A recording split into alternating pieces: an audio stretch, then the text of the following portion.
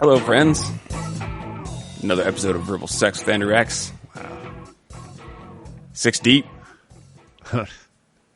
When you click on the YouTube video for Verbal Sex with AndrewX and it tries to make recommendations. YouTube recommendations. I haven't checked that out yet. Yeah, based on what you're watching. It kind of keys in on a couple, like verbal and sex. And so I was checking out an episode the other day, and off to the side was like, instructional videos on how to make her orgasm. Well, that's good information. Well, it's the apple doesn't fall far from the tree, man. And there's YouTube videos like explaining that. Wow. I moved into this house or this guy's house once, and he moved out, kind of. He left a bunch of his stuff there. Uh-huh. He was still supposedly paying like half the rent. Right. To have some of his stuff there. Right. And then some of it actually ended up having gone through by me. Okay. And, a friend. And we found some instructional sex DVDs. Oh, wow. That were just the whitest. Man. Just non-sexy. Really? Well, they were like actual real things then. Right. I mean, because I've it's like, what was it called? It was like 10 secrets to like sensational sex or something like that. Wow. And it was like plain, I don't want to say plain, just plainly dressed white chick talking about erotic pleasure. Yeah. I mean, there would be like, it's like, here's a third step for some more erotic pleasure. Like that, it was, right. Had that tone of voice, had like. Sure. Like she just got done doing the instructional video for Burger King. And it was just, and it was just like it was like a employee instructional video. Ironically, the non-sexual harassment video she did last week. Yeah. And like there was like, I don't want to call it porn playing, for each segment or whatever, explaining what it was. I mean, the tips were just asinine. It was like, try different positions. Was one of them. And, another one was try bringing porn into the bedroom, Right. And it was just like all these just hack, someone just threw this shit together. I did that when I was 17. And then the last one, number 10 was, and then this was like the big fucking showstopper. Right. She says, while not for everyone, a sex swing can be introduced for some great erotic pleasure. Whoa. Or something like that. Okay. And that was the only scene. The ceiling deal. Yeah, the sex swing, right? Okay. I was thinking of a swingers. Okay. That was the only one that featured black people. Well. And then she was like, while not for everyone. It's not for everyone. and then in steps the black people on the sex swing. It's like, Tyrone, Shaquan, come on in here, and you guys like to swing from things. Come here and get yourself harnessed into it had the demographic for this video was definitely fearful of the dark skin. That's interesting because I have, for curiosity or otherwise, I guess, I have looked for sexual instruction videos before, like just really like wanting to see what they tell you or whatever. Right. Right. I mean, I have an A game, so it's not for instruction or anything because I'm given instruction when it comes to that. I mean, but upon looking into it, man, all you ever find is like the fake instructional things. That's just porn, pretending to be an instruction, where no one's giving instruction. They're just fucking doing it. Yeah. No, I was thinking about that on the way over here. I was like, I'm going to go over there and be AndrewX verbal sex partner. The two of us can engage in some verbal sex. I've only engaged in homosexual verbal sex so far. Yeah. I've had and masturbatory. Yes. I've yet to transverse the hetero podcast barrier. Buddy. Well, I would talk to women more if they let me. I think it's general. So, you know what I was going to say, man? I watched a North Korea propaganda video on YouTube. Right. And I didn't recognize the CGI, but the comments explain that they were from some, what are the video games where the terrorist, all the online first person shooters where it's the terrorists versus the like Rainbow Six or some shit. You know what I'm talking about? Yeah, okay. Is it Clancy? I don't know. Yeah. Those games, I think they was made from excerpts from that game. Okay. And the music playing over the top was completely stirring and emotional and powerful music. And I recognized that it was Elder Scrolls. Wow. You know the song. Yeah. I know what you're talking. song. And I was like, man, why is this so familiar and stirring? You know, it was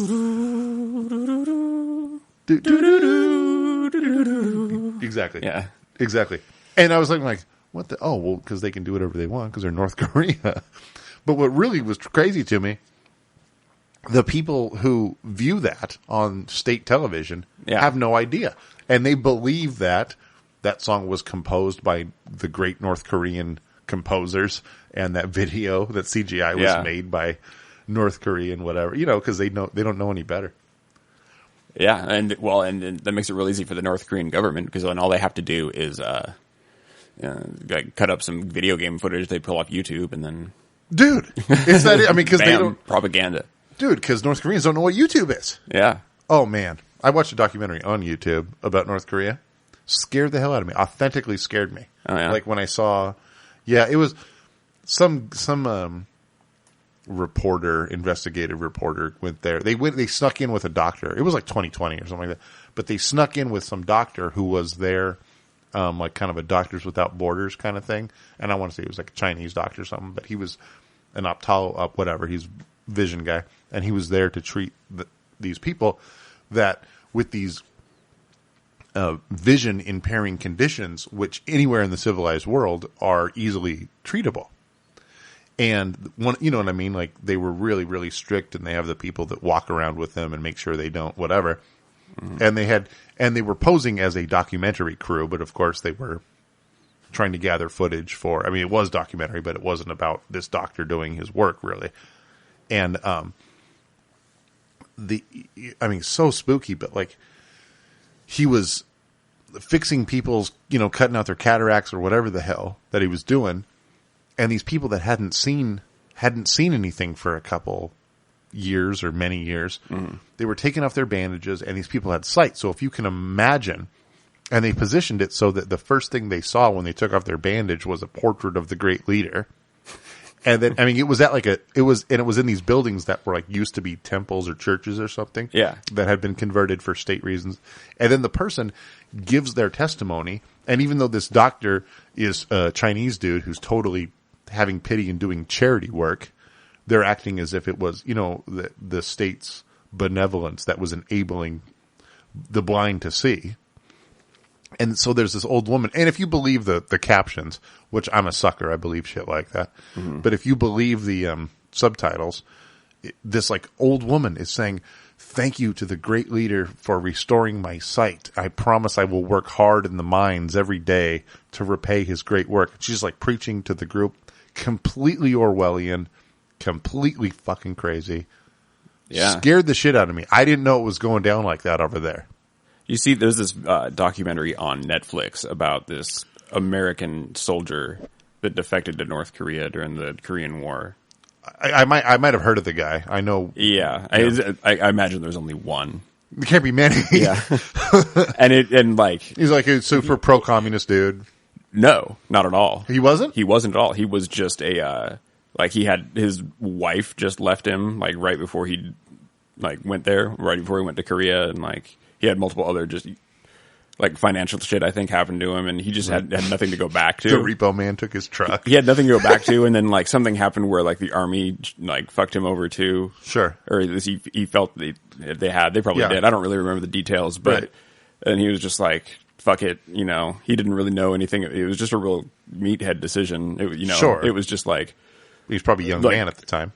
Wife left, nothing, me go, and he walks across the border, and and it's the story of him having to submit to these people and whatever happened, and it's creepy. It's just he was someone that knows better, or it may not have been the smartest guy in the world, but has at least experienced living in America, right? And he was suckered. Yeah, well, dude, it's completely. Easy. Yeah. Oh man. Well, it's easy to understand, or it's easy to not think of like untold atrocities because we don't experience them, Yeah. So like, every once in a while I think about that. Like I see like, children playing outside or, where I live, there's like, some teenage girl jogging to, stay in shape or whatever. And I think to myself, there's this thin imaginary line between us and the Somalian pirates. You know what I mean? Like, or whatever. There's like, we could all just go crazy at the drop of a hat. And you know what I mean? Like what someone said that, people are only 3 meals away from revolution. Any society, yeah, I was just thinking, like, just empty out the grocery stores and don't fill them again. Right. And all of a sudden everything's crazy. And it's like, and all of a sudden it's not safe for children to play and people to jog and everyone goes nuts and shit. And, which is not to say, I mean, I don't believe that, laws and police are what keep people orderly as much as people have a normal desire to be orderly and not hostile to their neighbors. Yeah, most people do, I think. Yeah. Yeah. But that said, I mean, there's, tons of crazy shit that goes on in third world countries or, well, yeah, but all that harmony is assumed because there's like a certain level of needs that are being met, exactly to everybody and that nobody has to worry about. So people, exactly. And then at least all the ones that cause that kind of desperation, like hunger, we've got grocery stores. There you go. And that's exactly what that's why I thought of this was, so you could go to North Korea assuming how different could it be? Right? Yeah. Like, you could fall into the belief that pretty much the world works like that where, you don't leave your lawnmower on the front yard because some tweakers might steal it, but you also don't have to have laser fucking security systems in your house, because they're probably not going to kick in the door or whatever. You know what I mean? Yeah. Like there's that. But then you go to, shitty places in this country or whatever, where it's like, there are some shitty places. Well, I remember once upon a time hearing some statistic that the average car in South Africa was stolen twice a year. Or something like that at one point. I've never been there, but I hear it's fucked up. Right? Yeah. And so, like shit like that where, there's some human rights kind of deal where people would like booby trap their cars with like spring-loaded machetes or something. Maybe that's bullshit. Man. I heard. Well, yeah. No, actually, I read something about that where some of the cars are converted to like, there's so many carjackings that. Oh, they're freaking yeah. Oh yeah, they have like bulletproof glass and all that shit. Or well, yeah, actual weapons like integrated into the vehicle, like Condor Man's car, like a Batmobile or something. Yeah, and there's like someone was just telling, or I forget where I forget where I heard it, but they were talking about these companies that work there, and they're like private security companies, like Blackwater or whatever. Because they don't have enough police. In that kind of place, you can, or that can be trusted, right? Yeah, or they're the kind of place that you can hire, like if you need to get home or whatever, they can escort you home. Yeah, make sure. Oh yeah. Oh no. Well, it's a long time ago, man. These farmers have bodyguards and shit. I mean, there's people that man the farms with shotguns and shit. Just shithole. Yeah, shithole. I mean, at least compared to us. I mean, there's worse places, I'm sure. But. Sure, but that. There's the old trope or whatever, like, things, just because you can point to something worse doesn't make a bad thing good, really, No, yeah, it's not. And then we have, there's some parts of LA that are. Yeah, they tell me Detroit, Chicago, the streets of University Place where I'm from. Yeah, that's pretty rough, man. They pull you over. Oh, man. If you're going a little over the speed limit. Yeah. And they let you go, but still. Yeah. I got places I need to be, I don't have time for this shit. Now I'm 5 minutes late for work. Yeah, this is bullshit. At the bank. Yeah. Come on, man. Yeah. Time for this bullshit. There's it's a boring story. There's the owner of a NBA team today got in trouble. I don't know if you heard that. No, I didn't hear anything about that. What's that? His girlfriend, somehow TMZ got hold of a recording of he and his girlfriend talking, and he was asking her to stop I am told, I heard a snippet of it, but he asked her to stop posting pictures of herself and black guys on like Instagram or something like that. And she was like really, really challenged. I'm sure it was her who leaked this recording. She probably made the recording and leaked the recording. But I think she might belong to some minority group or something, and she was trying to call him out on that kind of thing. And he said, listen, you can do whatever you want. He goes, but please don't be so public. Please don't, give me so much grief or whatever. He just didn't want Donald Sterling. Donald Sterling, yeah. He didn't want people to know, apparently, that his girlfriend hung out with black people. So there you go, man. Well, that's a pretty mild racism. Well, it's very mild. It's funny because naturally it's universally condemned. Everybody has never been so offended. Well, yeah, just because there's things that are worse doesn't mean it's good. Right. No, but it's like the guy, the guy says, I'm that crazy radical who says that a guy is entitled to ask that of his fucking girlfriend. If she doesn't like it, she can leave. But to me, it isn't like appalling, And also the the guy, she's totally baiting him. She's like calling him a racist and stuff. He goes, no, you can do whatever you want with whoever you want. He's not being sincere. I mean, I think he's being a smart ass. But it's like, it's not like Mel Gibson's, pack of niggers tirade or whatever he did. Yeah. Do you remember that one? Yeah. There's been a couple. There was that, and he was talking about the Jews. He's talking about the Jews with the police. Yeah. That's what I remember most. No, but there was his girlfriend who totally fucking baited him, man. Oh, right. I remember that. She was like, you listen to his recordings, and she's going like, why are you being that? And she's divorcing him and making away with millions of dollars and living in one of his fucking houses. Something to secure more. Exactly, totally. Yeah. And he said, I hope you get raped by a pack of N-words. And I remember talking to my buddy Champ, who goes, I didn't know that was the name for a group of them, like a school of fish. Pack.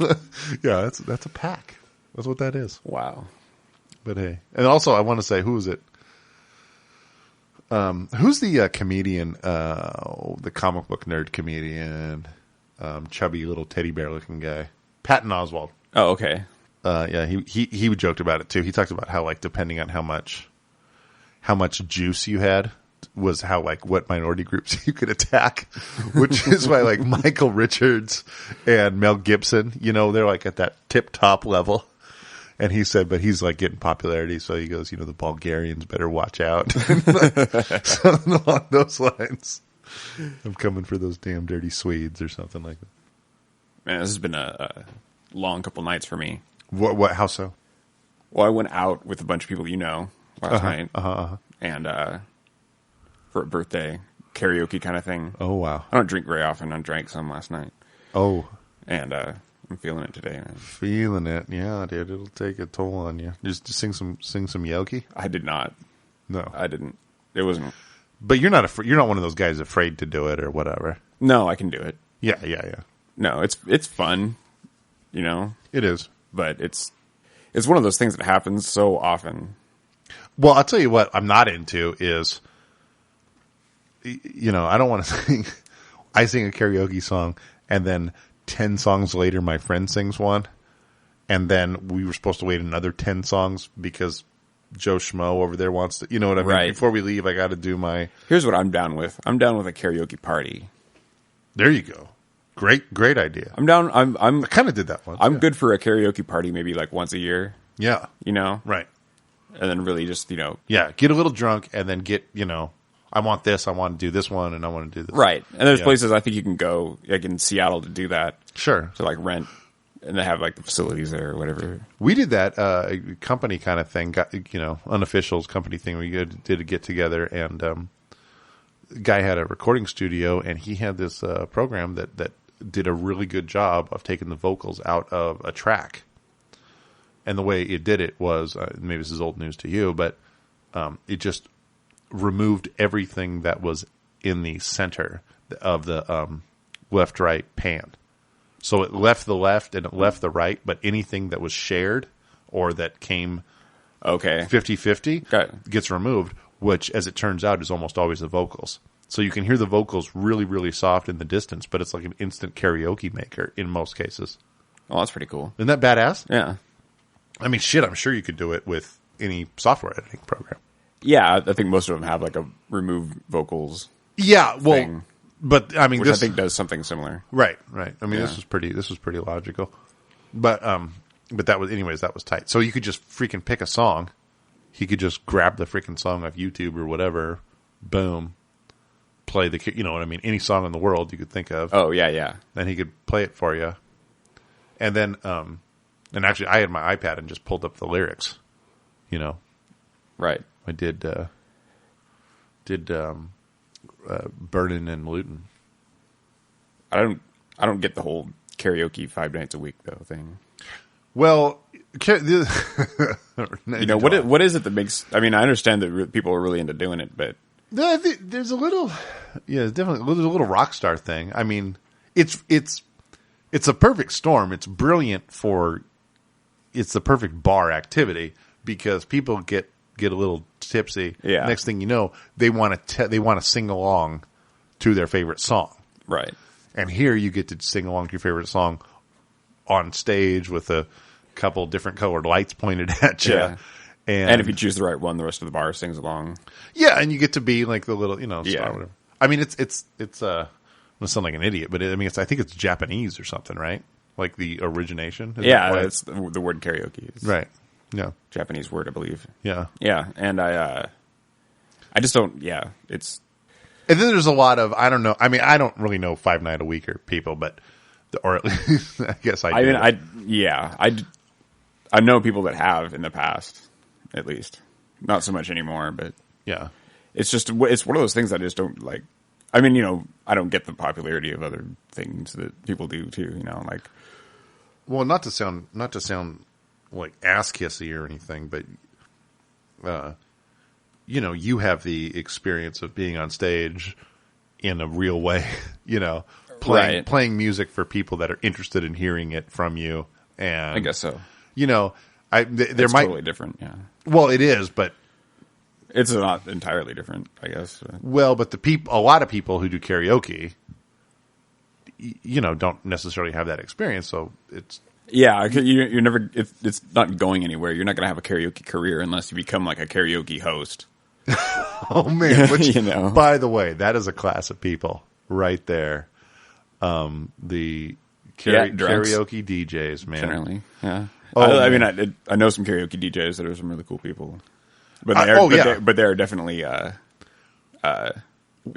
drunks, and Yes, well, no, I'm the ones that I'm thinking of are usually older people. I mean, these are not young people by stretch of imagination, and they.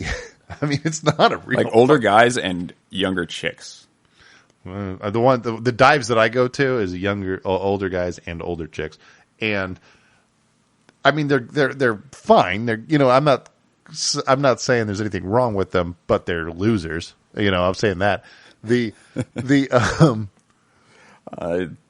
the places I'm going to. But here's the thing, for one thing, they're always entirely confused about how interested anyone is in hearing from them, right? Right. Like they've got their little banter and their jokes in between acts, or whatever, people signing up for karaoke. Yeah, I think that might be a sign of a bad karaoke host. Yeah, well, I've seen it a number of times though. Where where they do the one for you, one for me. You know what I mean? Like, now that you sang that song, let me give you "Love Me Tender" by Elvis or something. Right. Like they'll do it's like, why are you singing every fifth song? Like, come on, what are you doing? Yeah, that does happen in pretty much every time. That's what I'm saying. Like, nobody gives a shit, dude. I mean, this is we're not here because no one's here to listen to karaoke. People only go to do karaoke. Nobody's like, it'd be awesome is to watch a drunk guy sing "Sweet Child of Mine." Well, no, there is that too. Actually, depending on the crowd at the bar, it can be pretty funny to watch karaoke. I suppose. Sung. Yeah, I suppose. And there's also the thing where you're not there the bad ones. There's a bear with a bunch of your friends, and you watch your friends sing. And definitely. No, there's definitely that. But nobody cares about the karaoke DJ singing. Not usually, no. No. I mean, I never hear anybody complain. I complain, man, but I complain about everything. This is the first time I've heard somebody complain. Oh, dude, I'm pointing the finger. Yeah, but you're essentially right. I think. Oh, but having never thought about it, Well, I mean, I went to a place and we thought there was karaoke, and we got there and there wasn't. It turns out they don't start until 9 or something like that. Fair enough, And so we hung out there. The people I were with, this was a couple gals that were saying, "Oh, Geoff, you should do Eddie Money or whatever." Okay, So I signed the little thing. I'm like, "Here we go. We're gonna fuck," and the guy's there waiting to go, And I said, "Okay," and I So, I mean, we hang out in the bar for 40 minutes or something. And then it's like about time. And, he goes, "Okay, we're going to be starting in, 5 minutes or something like that." And I walk up to him and I'm not trying to be a dick. I go, "Oh, hey man, listen, I'm ready to go whenever you are. We've been here a little while, probably take off, but, I'd love to do my song before I go. So whenever you're ready, just give me a shout. I'm here ready to go," or whatever, And the guy's like, "Okay, well, I'm going to go ahead and start with, some Johnny Cash song or some shit." He goes, "Just to open it up." And I'm like, just to open it up. Yeah. Or it's like, "Oh, okay." Because otherwise people won't know what's going on. Right. Like, no. Yeah. Yeah. But it was just that important to him that I had to do Marvin Gaye or some shit. Yeah. It's kind of a show off thing. Oh, it definitely is. It's a self-important deal. And it's so pathetic, It's so, because generally speaking, the people that I see are not, I don't think, have a really appropriate grasp on how important the task they're doing is. I think they kind of think. I think that's kind of common with a lot of people, or a lot of different, it is. A lot of people, especially I don't know if you've ever worked in a kind of capacity at any job, but like when people call you and they have like something that they're doing that's writing on something that's very important, that they can't figure it out. And they're not time very, for this. very important, and they need you to do this, please. If you could do, and that thing is always like something really unreasonable, and it's just. Oh my goodness! Yeah, no, I have done. Fair to say, I've done a lot of customer support in the banking business. Yeah, and you run into that. The worst people in the world are small business owners. Oh yeah, I mean, small business owners, and I've worked for a lot of them. Yeah. I mean, I've been around, in banking and also in the car biz. I've been around a lot of small business owners, and the attitude generally is that everyone is out to fuck me. Everyone is trying to take my money. Everybody wants to get from me and not give back. My employees are fucking me. My customers are fucking me. Everyone is arrayed against me. Yep. And, so they have that like adversarial position with everything, every dealing they have. Well, and frankly, a lot of them are in business for themselves because they don't have the temperament to work for somebody else. Yeah. So I know the type you're talking. I've worked for those people before. Oh, they're dicks. Yeah. They don't have. And it's and it's another thing where it's like their business. It's kind of their baby kind of thing. Right. And it's. But then But you have to be reasonable with people. You just have to make things work. And if you really want it to work. Yeah. And there, tons of them are plenty successful, but then, you don't get in your, what's shitty is when you're in a position where you are trying, they have a complaint you're trying to address, but you have guidelines. You're not in charge of your company the way they're in charge of theirs. So you have to play by the rule book that's in play and whatever. And then, you can end up taking the brunt of the abuse. I mean, that's a lot of what the banking business appears to be to me nowadays. I mean, the retail bank right there is like, hey, the MBAs, whatever, they make these decisions and the guys with lab coats write on the chalkboard and figure out the most amount of profit we can squeeze from every transaction we're involved in. And in the process of doing so, we really give not a shit who we step on or hurt or anything like that. It's very specifically we are concerned with returning having our year-over-year profit, quarter-over-quarter profit look better than it looked last time, improving, delivering more to the shareholders. That's the only concern we have in the world. Yeah. Everything else, I mean, if we're interested in satisfying customers, it's only because a means to more profit, growing business. That is right. all. It's because there was a complaint, or there was a group of complaints. Yeah, we're getting bad some press, media attention and or something. exactly. Yeah, and they have to address that. Yeah, so in some like menial way that's just generally just kind of total horseshit. Right. Total horseshit. I mean, symbolic sort of gesture. Yeah, absolutely. And so we have. I mean, like Apple gets pissed that all their shareholders get pissed that are they're sitting on this giant wad of cash and not doing anything with it. Right. It's bad for the economy. And so they're like, all right, well, here's this like measly fucking dividend increase. Yes. Yeah. And then problem solved. Well, and yeah, and so like, and then of course, the dummy like me is the one who's the face that the customer screams at, right? Or we just have to deliver the bad news, or we have to tell. I mean, I'm obviously not going to say who I work for, but it's one of the big banks, and this arbitrary bullshit nonsense. I mean, why in the world is a $34 overdraft fee appropriate? Like, why in the world would it's that be not? the case? I've had arguments with people, like at Bank of America. Yeah. On the phone, like, why are you charging me this? I'm your customer. Right. You know what I mean? Like, yeah. I'm like, it's arbitrary is the thing. It is a made up number. As a matter of fact, it's not made up. It's calculated. What is the most amount of money we can do without getting in trouble for racketeering or whatever? I mean, that's what is the most exactly. They probably have some psychologists look at it and say, what is the most amount of money we can charge, and have it seem reasonable or whatever, that'll keep people from leaving. But it's nonsense. Like if somebody, uses their debit card and draws out $11 of their account more than they have, it doesn't cost the bank $34. It doesn't cost anybody any money except the customer a penalty. And the penalty is totally arbitrary. Right. You're not compensating for anything. Theoretically, you could charge a tiny little bit for that kind of thing and offset the loss of people that run their account into the negative and then never pay them back. But that's so small compared to all the rest of it. Oh fuck, dude! It's fee income, small. Dude. Fee income is this gargantuan proportion of bank profits, and it's and you know what? I was in banking for a little while before I figured out this is like the fucking casino or like Chuck E. Cheese, right? Think about this: you go to the casino and you get chips. Now you don't get chips because chips are better than money per se. You get chips because as soon as you have chips, they have your money. Yeah. And so what you're playing with is no longer, it has monetary value, but it isn't currency. You've already spent every dime of your money buying these things. And it's just you're more likely to gamble with and lose these things than you are with a lot of money. Yeah. You know what I'm saying? So that's what the bank does is the bank has your money. You don't have your money, the bank has your money. What you have is a card or access to cash or whatever. And now, granted, you can go get your money. I'm not a conspiracy theorist. Right, yeah. But the thing is that if they want to charge you a fee, they don't have to send you a bill. They've already got it. They just say, oh, we're keeping this part of it.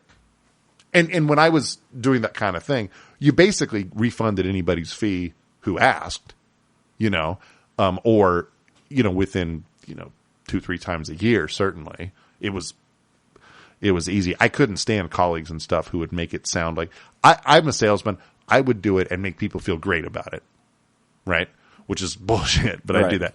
But I certainly couldn't stand people that did it as if it was their personal decision and it was their fucking money that they were being benevolent. Here's a favor that we're doing you. Yeah. Oh man, if I have to ever hear I hear it all the time. Someone's like, like there's a teller that at one of the places I work who loves to give me a hard time for jiving with the customers because I'm not formal, I'm not professional.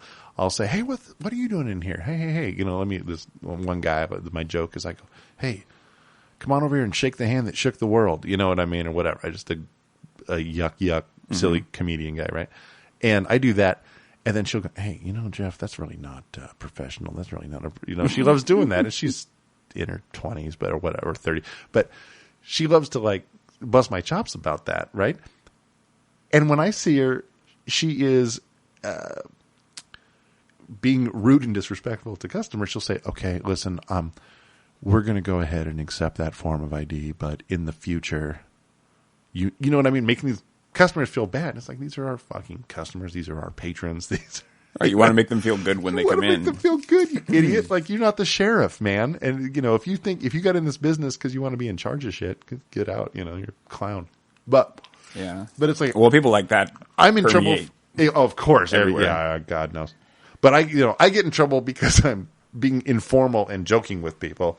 And, but you're not in trouble for pissing off. Like, I'm just like, right. She does a drive-through teller thing. And then is she like your superior? Nope. Not at all, but it doesn't matter. No, but she still feels the need to tell you this shit. Yeah. And she presents it as if she was too, which is hilarious, Yeah.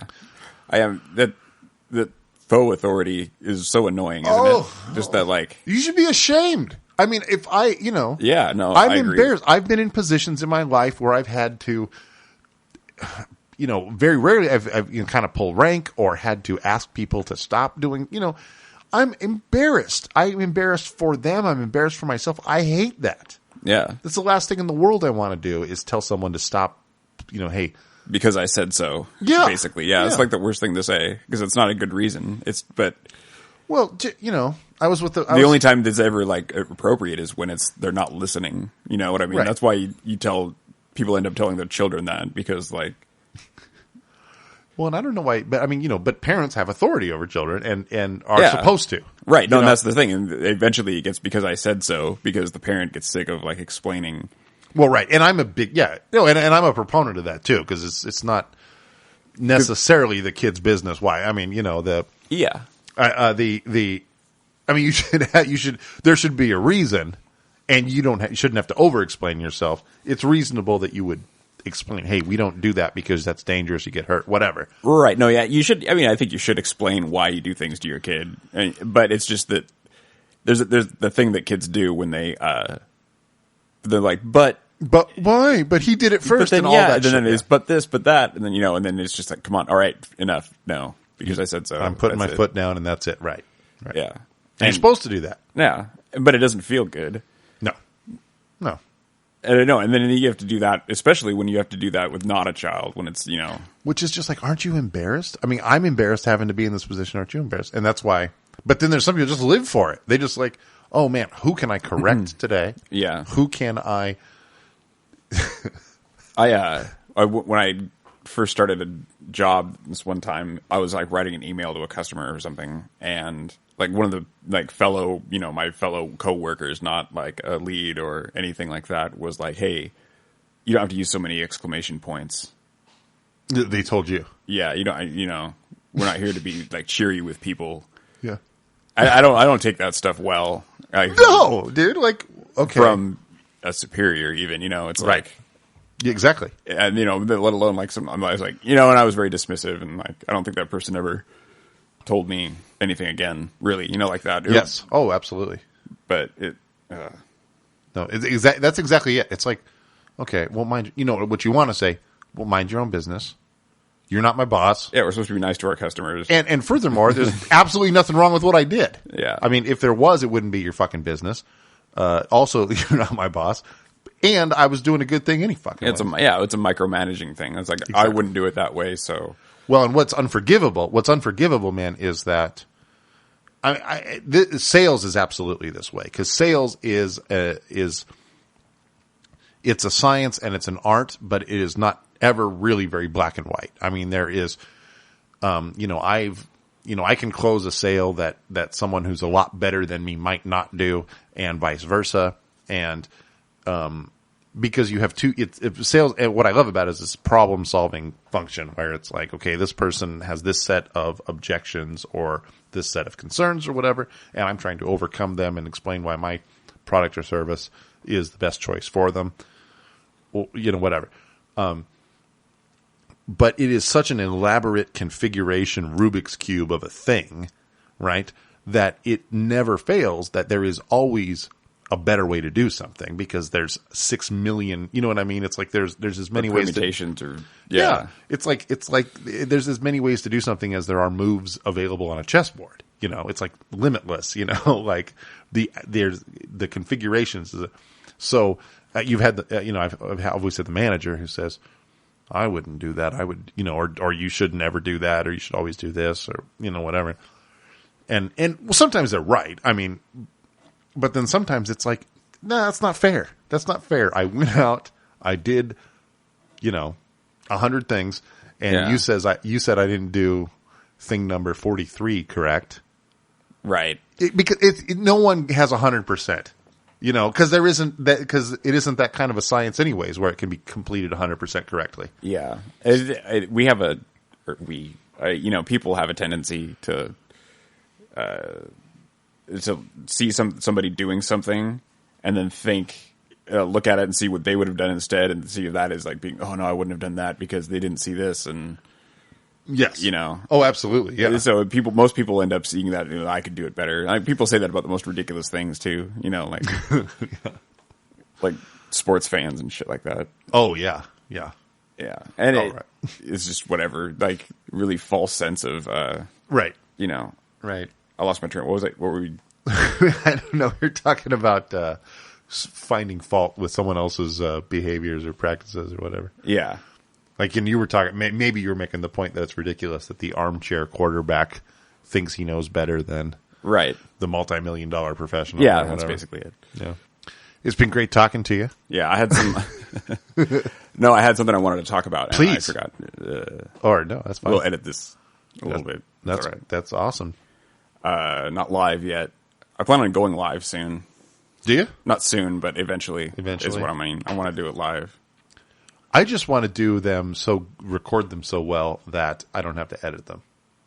Yeah, that's my plan. When I get to a point where I can record one and not have to edit it at all.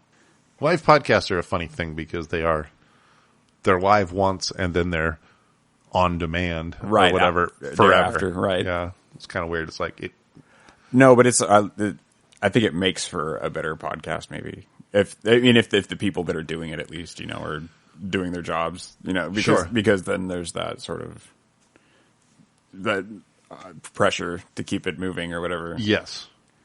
And then, which you could panic and freeze too. I don't know. Yeah, but that's why I want to wait till you get your chops up. Get my chops up. Yeah. Because man, like the past few days, I came down here to do one myself, and it was either too tired or work has just been retarded lately. Yeah. It's just, working extra hours. I already work 12-hour days and just angry people. And so here's the thing that bugs me about my job is that the people that I talk to, I don't want to say incompetence some incompetence or inefficiency or whatever. Not just inefficiency, like incompetence. Just like, fractured. Left hand doesn't know what the right hand's doing. Oh my goodness. Outsourced. No, I'm frequently absolutely amazed by that. I mean, I work for a bank and the very often the credit card company the credit card division of our company doesn't understand that they work for the same company as us. You know what I mean? Like, right. Like a common one is that if you're helping a customer, customer comes in and says, hey, I paid my credit card bill, didn't get taken care of, or I don't understand this charge or something. And I learned earlier, whatever, but you don't ever put them on the phone with credit card support department because they'll fuck it up, And so it's like you'll be talking and they'll say, okay, I need to speak with so-and-so. I need to authenticate them, blah, blah, blah, blah. No, you don't. They're sitting in my office. You've authenticated me. I've authenticated them. That's how it works. I mean, we're a huge company. We have layers of online security and encryption and shit. I'm sitting here looking at their photo ID. So this is who we think it is. And because the credit card company will call them and want to authenticate them based on credit report shit. And it never fails. Like some fucking 65-year-old man says, what, they'll say, which of these addresses are you associated with? It'll name some address that they used to have 1,000,000 years ago. They'll get it wrong and they'll say they can't talk to them. It's ridiculous. Right? I mean, you can understand that. Yeah, nonsense. No, I've had those, like identity quiz things where it's like, which of the following addresses have you never lived at or something like that? Right. And it's like, I've never looked at any of those. Like, It's really easy to get them wrong. Yeah. Yeah, It's really easy to get them wrong. or like, yeah, some address that I lived at when I was like 19. Right. Because it's based on your credit report. And it's like that works sometimes, but Yeah. it'll say, which of these streets have you been associated with? And if you're 60 years old, bro, you could have co-signed for your kid's apartment when they went to college, and it'll show up on your credit report. You get it wrong. And then they say, we can't talk to you. You didn't answer your questions correctly. And then they think that they're being treated like criminals or whatever. And it's just freaking retarded. But I've also had home loans, which I do now. Home loans. I've had home loans where they said, okay, we need to verify they've paid off this credit card. And I go, okay, we'll do that because it's a freaking credit card from our company. And they're like, they need the letter. No, they don't. Go ask, or I'll, and then, okay, fine, I'll go do that too. So then, I'll call them and ask them for that, which of course we don't need permission to share customer information internally. Right. It's all the same company. Right. But it's just like, you're that retarded, man? You don't recognize this? I mean, Yeah.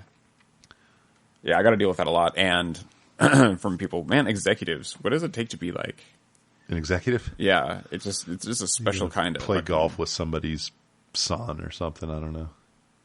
Because I understand that they have to know something, but it can't be much, man.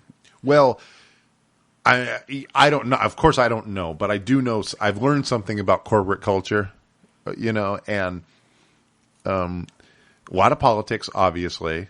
Who who do you work with, your name dropping. Right. Yeah, that's always how it is, isn't it? Just a shitload of corporate jargon that means nothing, and I've heard that different people do it differently, and it's not.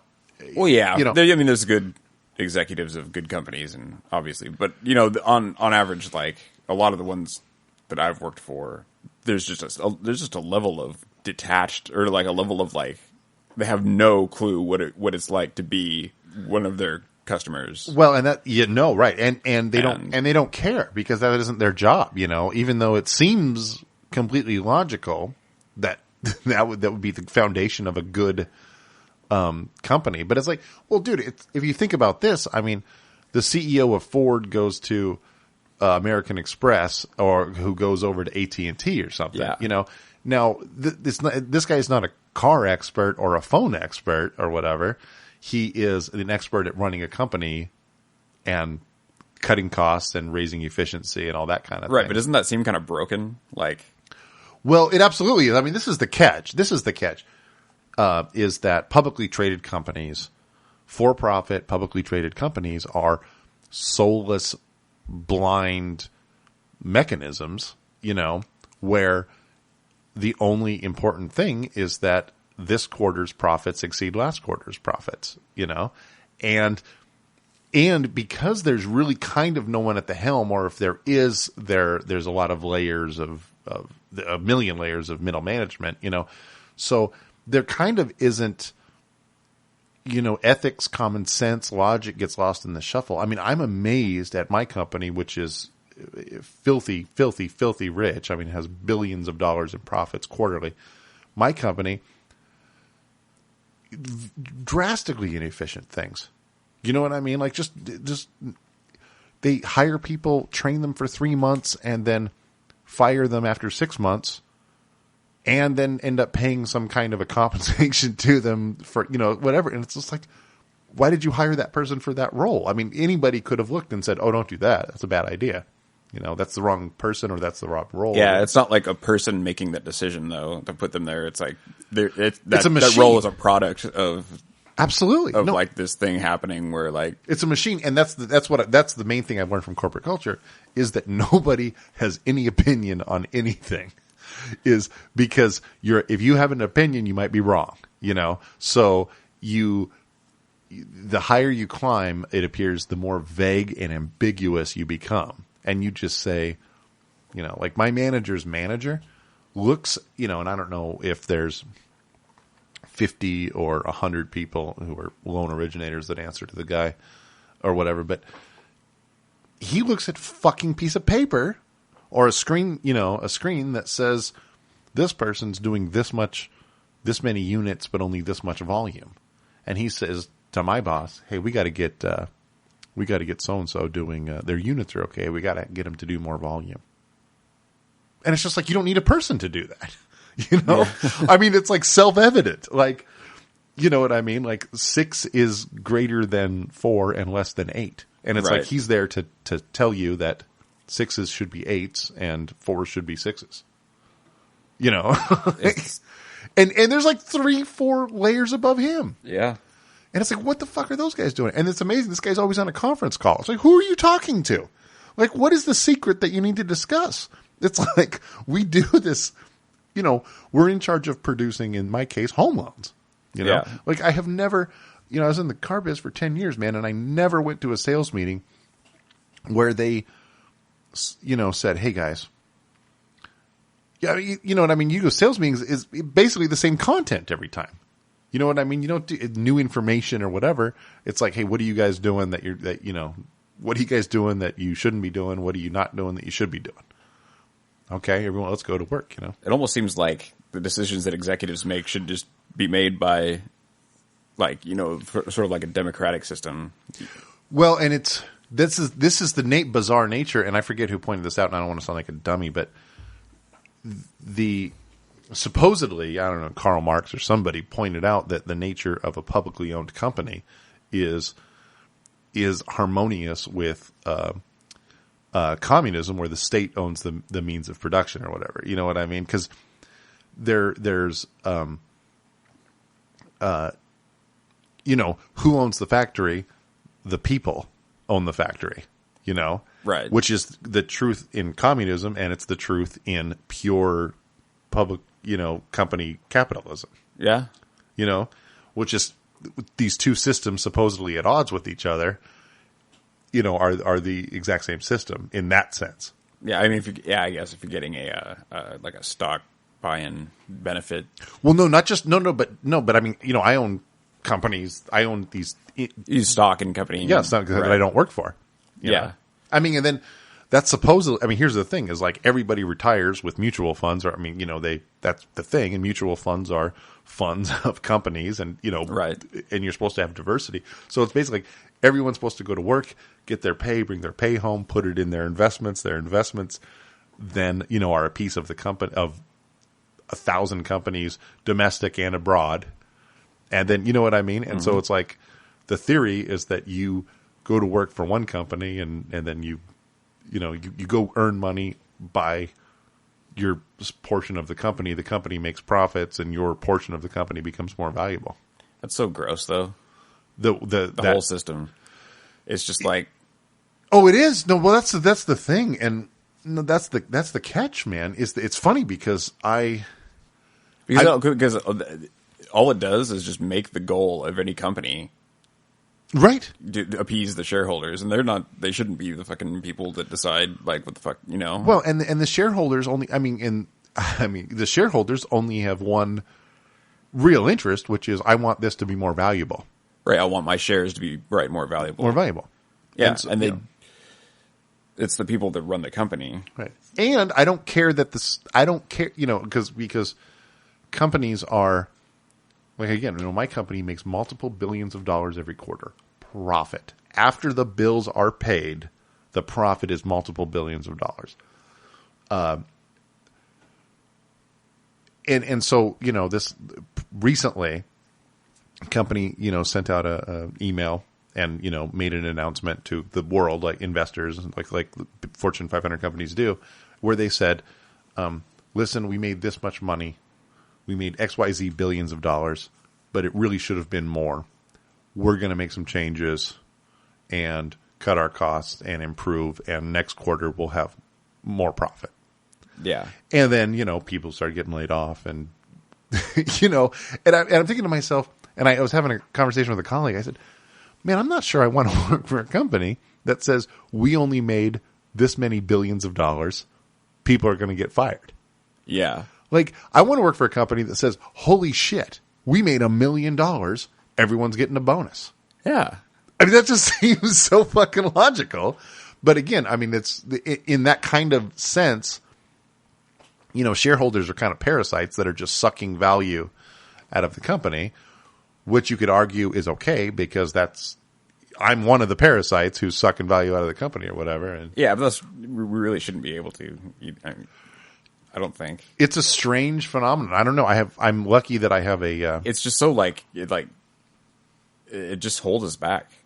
It holds companies back from doing like things that, I mean, we could have like such more awesome shit if it weren't for the fact that every company is just purely profit driven. Like that's really pretty much the only goal. They have a genre of widget that they develop or right. whatever. Right.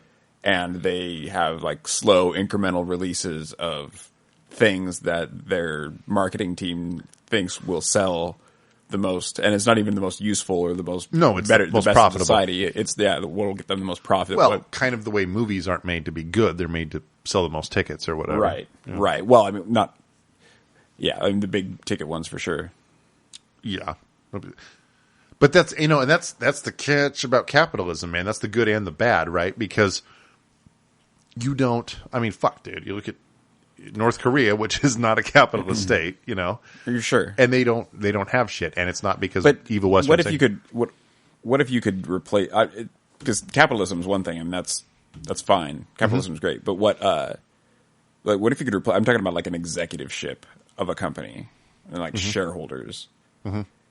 It's because there's two things that bug me. One is that the standard that a company isn't doing well unless it's more valuable or making more money than it did. Right. If a couple is middling, there shouldn't be anything wrong with that. You know what I mean? Well, you're right.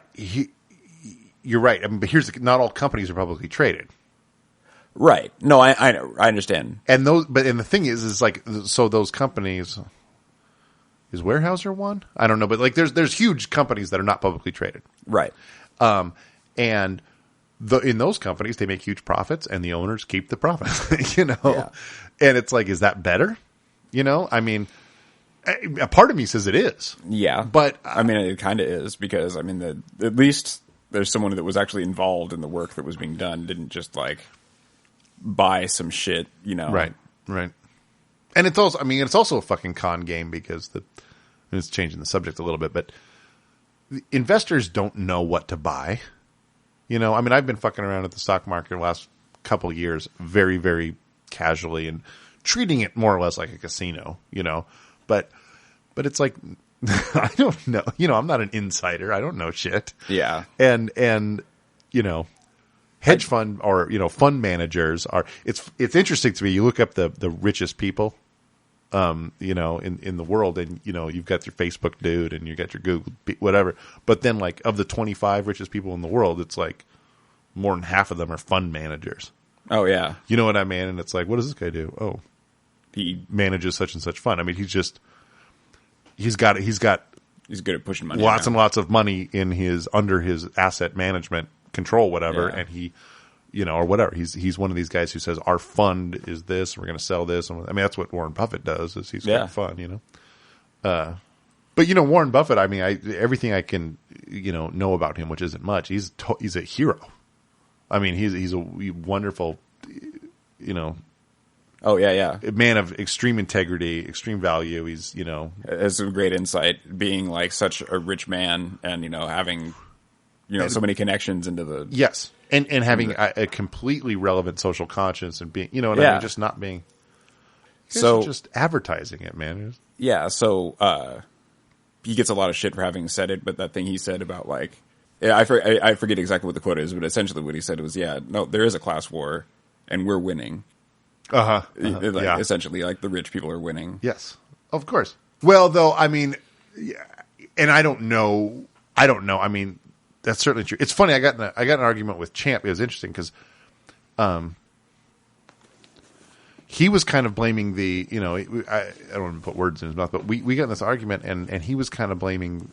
He had read some stuff, and he was blaming the executive class for most of the country's. It seemed to me most of the country's ills, and it was like he and I were concerned with and complaining about the same problems, but he was saying it was the executive class's fault, and I don't agree with that. I think that executives, are very.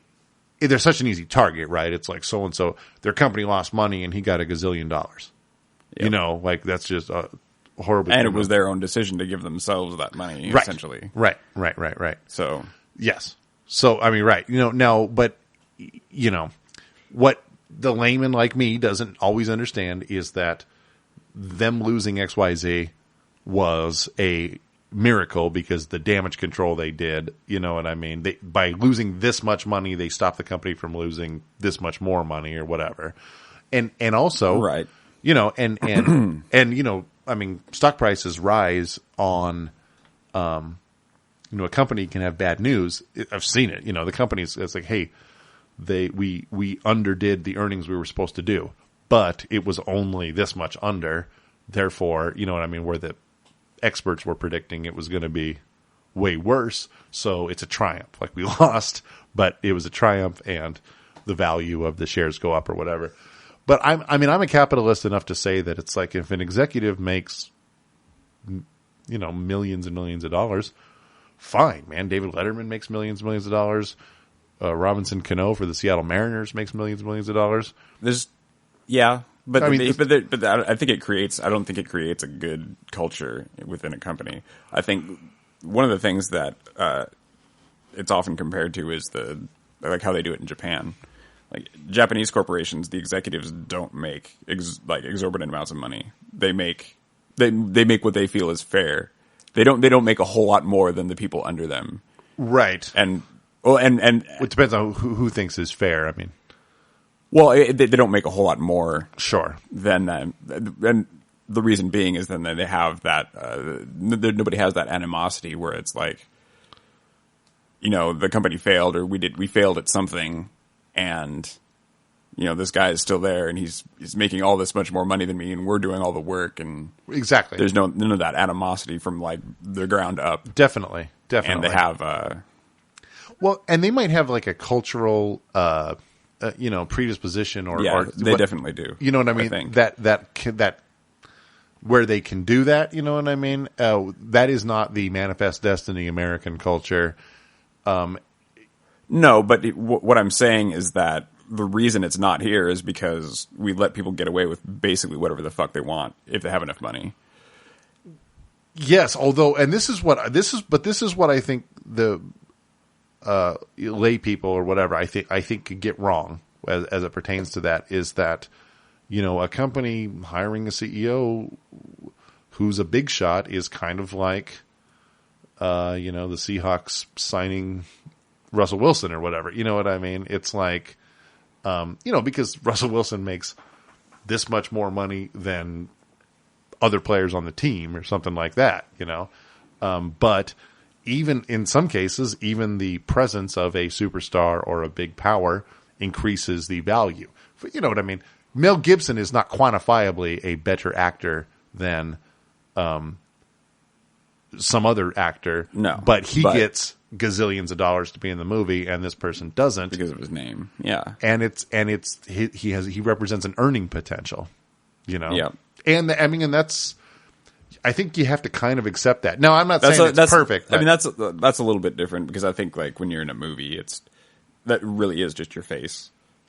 I mean, they really are just being paid to be there and like say things that were written for them to say. Yes. Whereas like a CEO is, you know, they're expected to be more dynamic. Right. Well, they're expected to do something. They're you know. Well, right. I don't. And they don't. You don't. A movie doesn't hire an actor and then go, "All right, this is your baby. If this tanks, it's all on you." Right. You know, it's. Well, but there have been lots of movies I think that spend the majority of their budget or whatever on hiring an actor. I don't know majority of their budget, but certainly a majority. Yeah, some of them do spend a lot on hiring, you know, individual actor. Yeah, but they don't hire that actor and then go, all right, if this movie tanks, it's your fault because that's not their place. They're getting hired. No, but it does. But it will hurt. You know what I mean? But it will hurt an actor's prospects that he made a shitty movie that was kind of a joke and how bad it was. Sure. And, you know, I mean, but I don't know. But here's the thing. I mean, and not for right. I'm just saying it's different as far as because a CEO isn't necessarily hired just to like be there and be Mr. I mean, because CEOs aren't famous on that level. But they are among investors. They are among a lot of investors. Okay, but what I'm saying is they're famous for the things that they've done, and the things that they could potentially do. Right. But it is all. But again, you know what I mean? Like the dude who goes from. He's the head of the car company and he goes to this other company. I mean, we don't know how he's going to perform in this environment, but if he's got this track record of making companies money, that's the thing. And so they say, and because I've seen it now, I've seen like, cause I own these stocks. I don't know, I don't know what the companies do, a lot of times or whatever. I just own them and they, make a modest return for me or whatever. But it's like, I wake up one morning, it's like, oh, such and such is up 4.5%. Why'd that happen? And then I look, and they hired so-and-so to be their new, vice president in charge of whatever. Yeah. And that was like enough that sent ripples. But that's what I was saying. Like you just said, you don't even know what a lot of these companies do. That's right. And so, and the only thing that keeps you in is the potential for you to make money. Absolutely. And absolutely. I mean, that's kind of weird. I mean, that's wrong to me because it's like you're a company that you have no idea, a company's success, essentially, not that you own most of the shares in the company, but essentially, a company's success hinges on people that may not even know what the fuck the company does. Yes. No. And that's absolutely inherently the problem with the system. I mean, that is a problem with the system. No, it's one of those things though where you say, "What's the better system?" Well, so here's one of the things that I like as far as like an executiveship, because a lot of the things that they do are what if you could replace an executiveship of a company with like an artificial intelligence? Mm-hmm. You know what I mean? Like an algorithm that stuff gets sent through. I mean, because that's essentially what I know a few people that. No, I mean, keeping in mind that like one that maybe doesn't see an increase in profits as being a necessity every year. Mm-hmm. You know what I mean? Mm-hmm. One that has like an ethical, maybe sort of set of principles that it works by. Yeah. And you replace all these people that you pay with like this just process that gets put through. And then the people that need to do the things that people do. You're talking about automation though. Yeah. Well, and not even necessarily automation, but maybe the company votes on, decisions that executives would have made. In the other model, or the company and the customers vote on what they want the company to do. Right.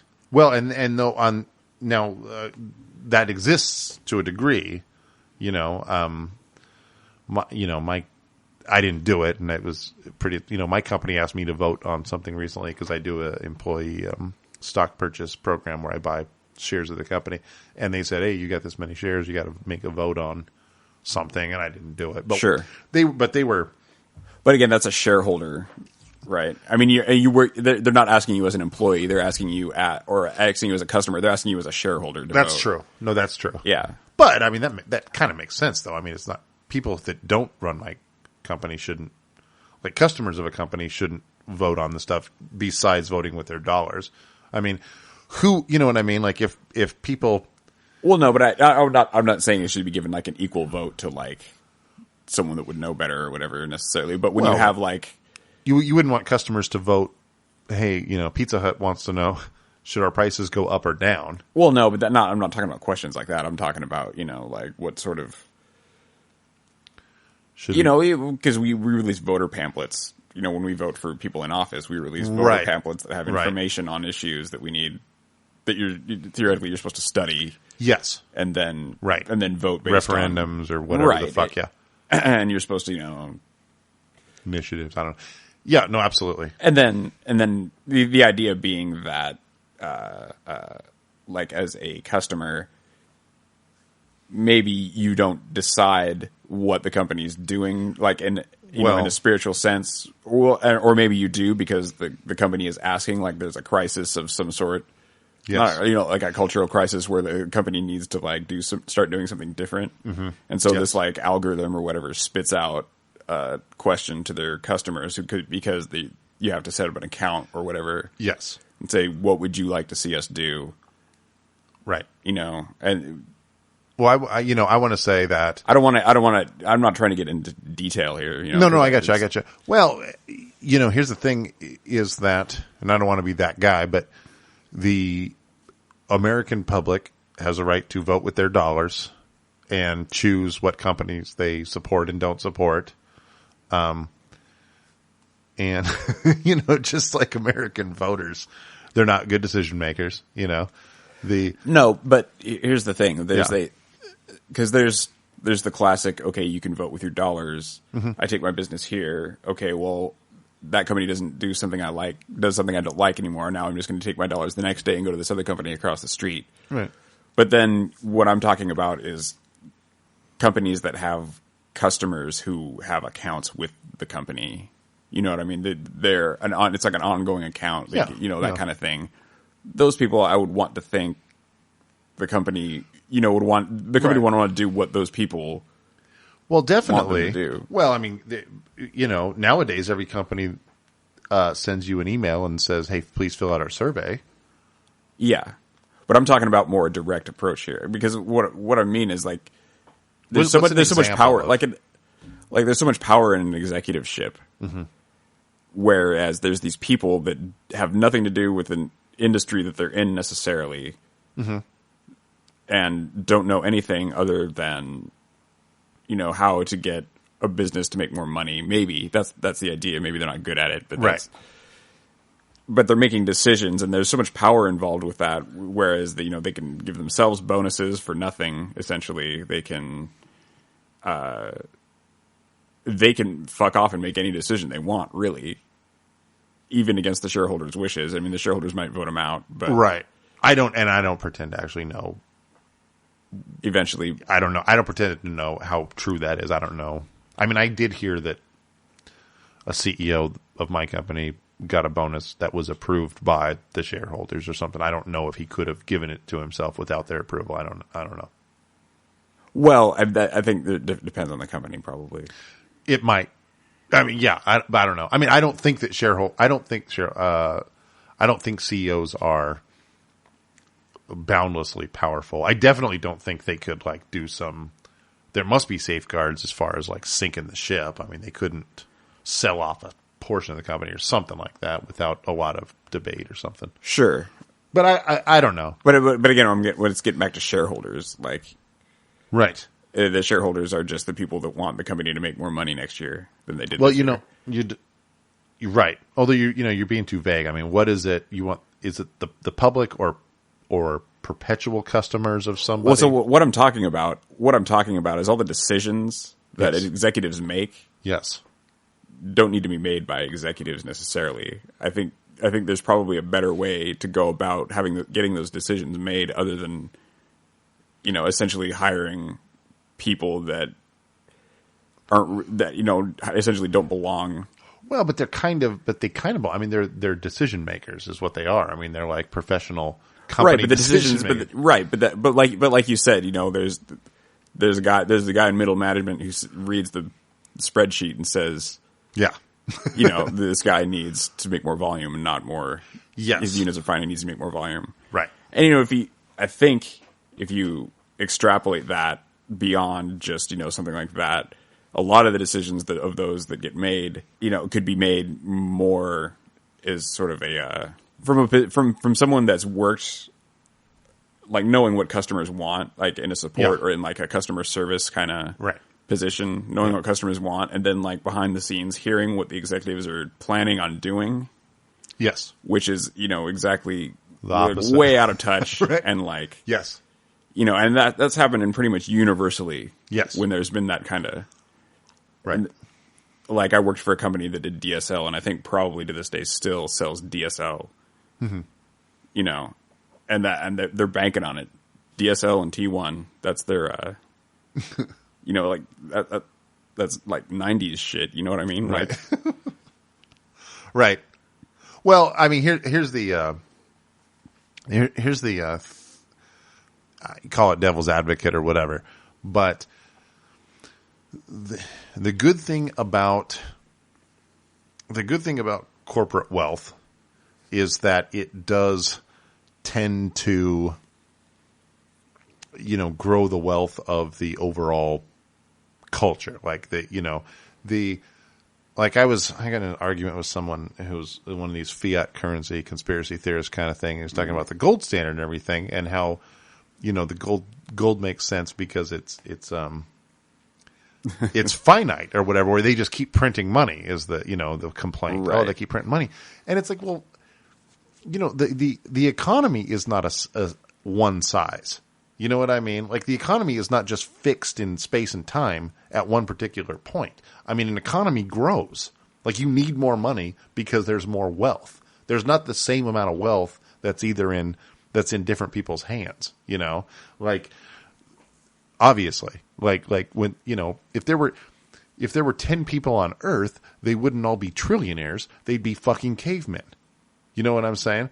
You have right. billions of people on Earth, and then there's vastly more wealth, and it's not, you know what I mean? It's, because you have industry and economy and right. Yeah. Right. And it's like, you know what I mean? Like if, somebody invents the cell phone, you know what I mean? And the world's wealth has increased, like, it's not like all that cell phone money used to be in Etch-a-Sketches and now it's cell phones. And so, you know what I mean? And it's the exact same economy that's just switched positions. It is now the world has become richer. There's more money, there's more industry, and the cell phone is a product that wasn't previously available to mankind. So, I mean, they materially they have benefited, So anyways, that's why so capitalism is very, very conducive to creating wealth. I mean, it's not the fact that, it's not the wealth of the company that I'm really like. No, I know. I'm making a different point, I think. Yeah. Yeah. Because to me, it just seems like there's so much room for an executiveship to just fuck a company up. Well, I mean, and then I know there's a lot of that's facets true. to it. That's where true it's of a captain of a ship too. You know what I'm saying? Like, a captain of a ship is the one who's going to drive it into a fucking iceberg. But it doesn't mean you shouldn't have a captain, or you should find a different way to.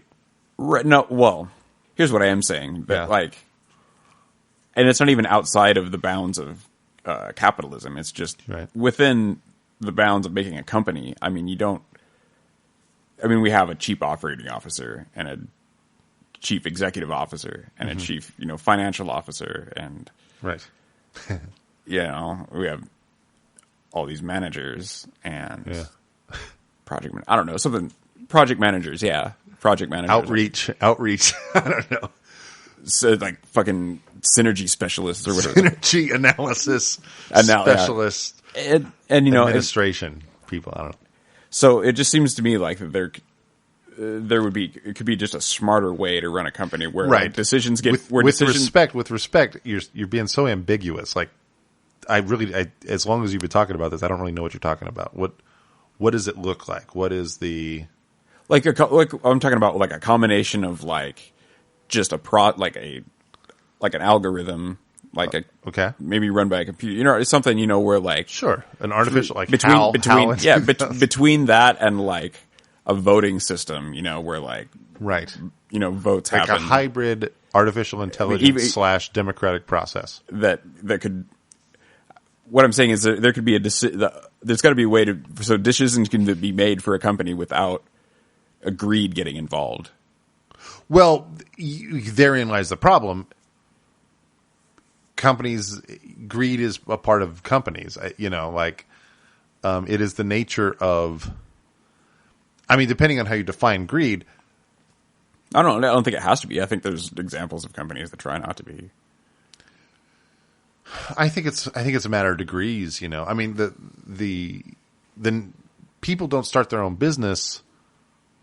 It's easy. I mean, everyone would work at McDonald's if working at McDonald's paid like a CEO or whatever. Like, why would you? I mean, for the most part, we would all take easy jobs. I would mow if all jobs paid the same. I might be, I might be a barista. You know what I mean? Like something like that.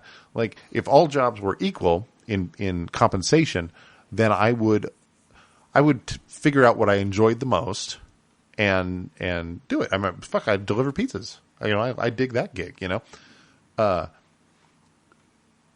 but then your economy would be for shit. You know what I mean? I mean, it doesn't work in the real world. So in the real world, somebody, the go-getter has to get off their ass and go do the hard thing, which is start a company, fill out paperwork, interview employees, generate business, fight. You know what I mean? You kind of you do battle on two fronts with your employees and the customers, like I was saying about independent business owners are always bitching. You know what I mean? Right. But, you can say it's not greed. You know what I mean? If it's a small enough level, you can say the guy is just ambitious or whatever. But I mean, that's what he's doing is he wants more. He wants more security for his family, or he wants more material wealth or whatever, and he wants to, and I would argue that a kind of greed is the ability to set your own hours and not go to work and tell people to do the job so you don't have to do it or whatever, but it's like, that's why people start companies. So I don't think you can detach greed from the mechanism. It's kind of like, I don't know. I mean, it seems to me like there's got to be a way to. Well, I mean, like make it. It's like, for example, I don't know if you know much about Bitcoin. A little bit, yeah, but I mean, and there certainly are ways to hack, sure, people's specific systems or whatever. But sure. In general, like the Bitcoin network, yes, like can't do anything. Nobody can make a transaction without the approval of everybody on the network. Is basically how it works, right? Okay. So, like, you can't just. That's why it's really hard. You can't hack. It's really hard to hack the network itself. People have hacked like different companies that did things for it because they coded their shit wrong or whatever. But right. The core of the whole way it works is that the currency is generated by essentially a math problem, right? That's the same for everybody. I vaguely understand that. Yeah, I do. And so it's like, but now Bitcoin isn't a company. No, it's a transaction format. It's a currency. Yeah. Yeah. It's a digital currency. Right. No, I know that, but I mean, I'm saying like, what I'm saying is that somebody or some group of people found a way to make a currency work without a government needing to sanction or produce or to have like the Federal Reserve, whoever the fuck they are really, right? Like, well, decide how much money that they're going to pump into our economy, yes, and have it be influenced by all this weird shit that like. Well, unless so I'm what the point is, what that did is they cut out a lot of the ability for greed to influence the way. Well, I don't think that the Federal Reserve makes its decisions based on greed. I think that but they're influenced by people that are. I think. Yeah, I mean that could be, but I mean the and I don't for a second pretend to be an economist, for sure. But me either. But my understanding, and I believe that the decisions that are made by the Federal Reserve are decisions that are intended to stabilize the economy. Whether they're good decisions or bad decisions, the goal is to keep us afloat, to make, to keep the dollar valuable with, to control inflation, to do the things that they do.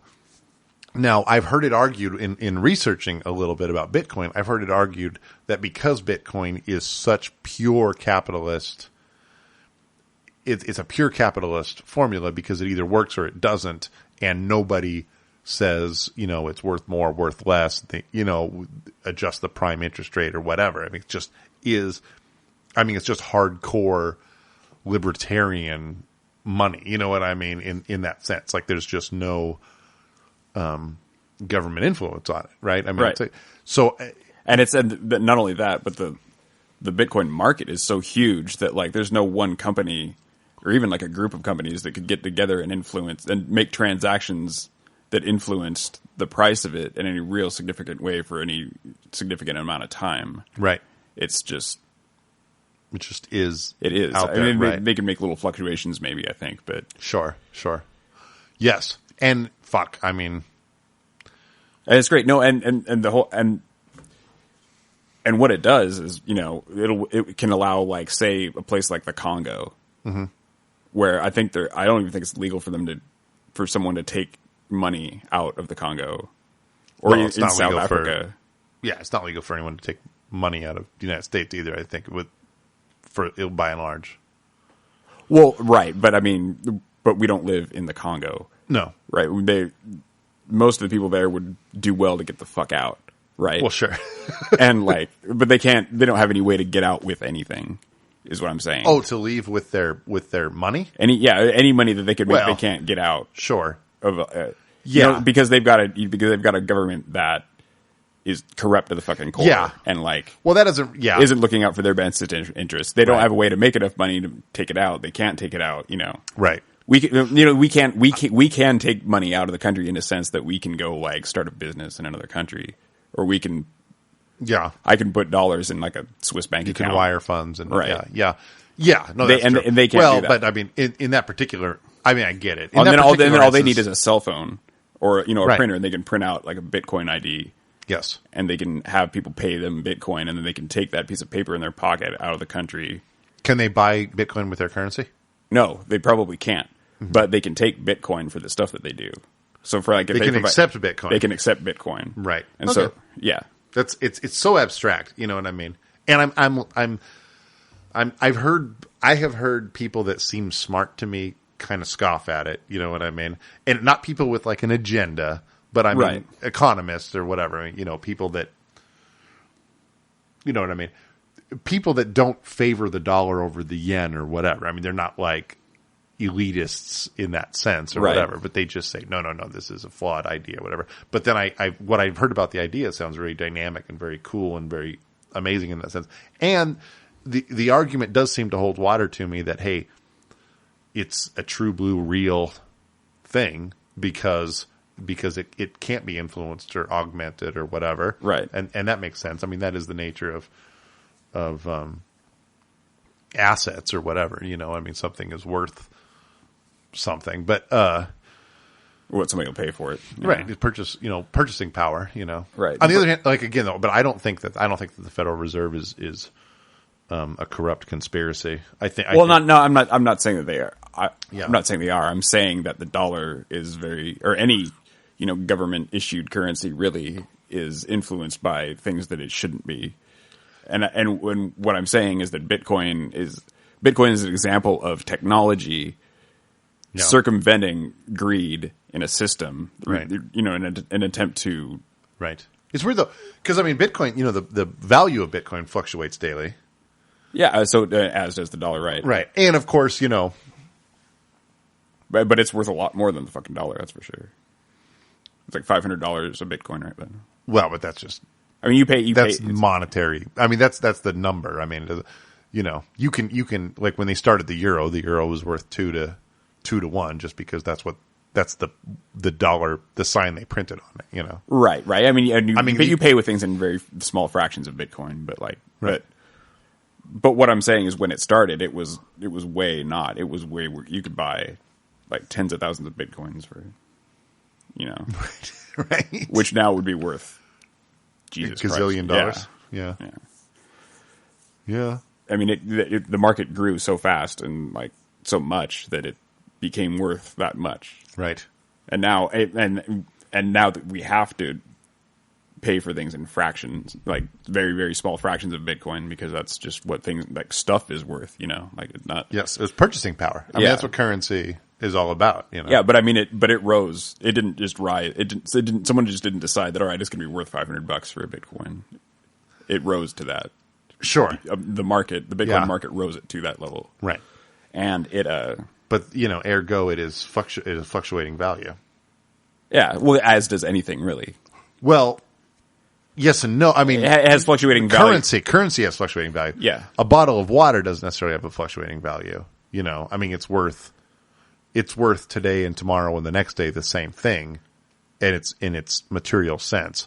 The currency assigned to it is different.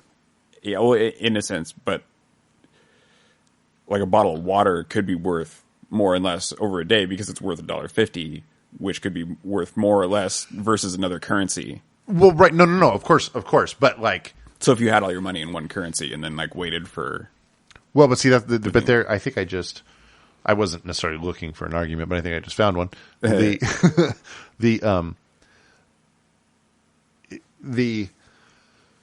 Because things are worth, like a cheeseburger is worth, I don't know.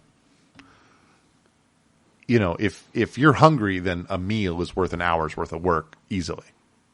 You know what I mean? Sure. I don't mean starving to death. I just mean that that's a rough equation or whatever. Sure.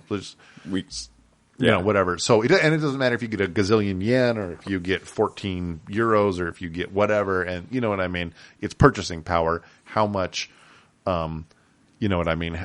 How much do I trade for this item? And there are certain things that just have that intrinsic value, like a meal. You know what I mean? Has this fixed value.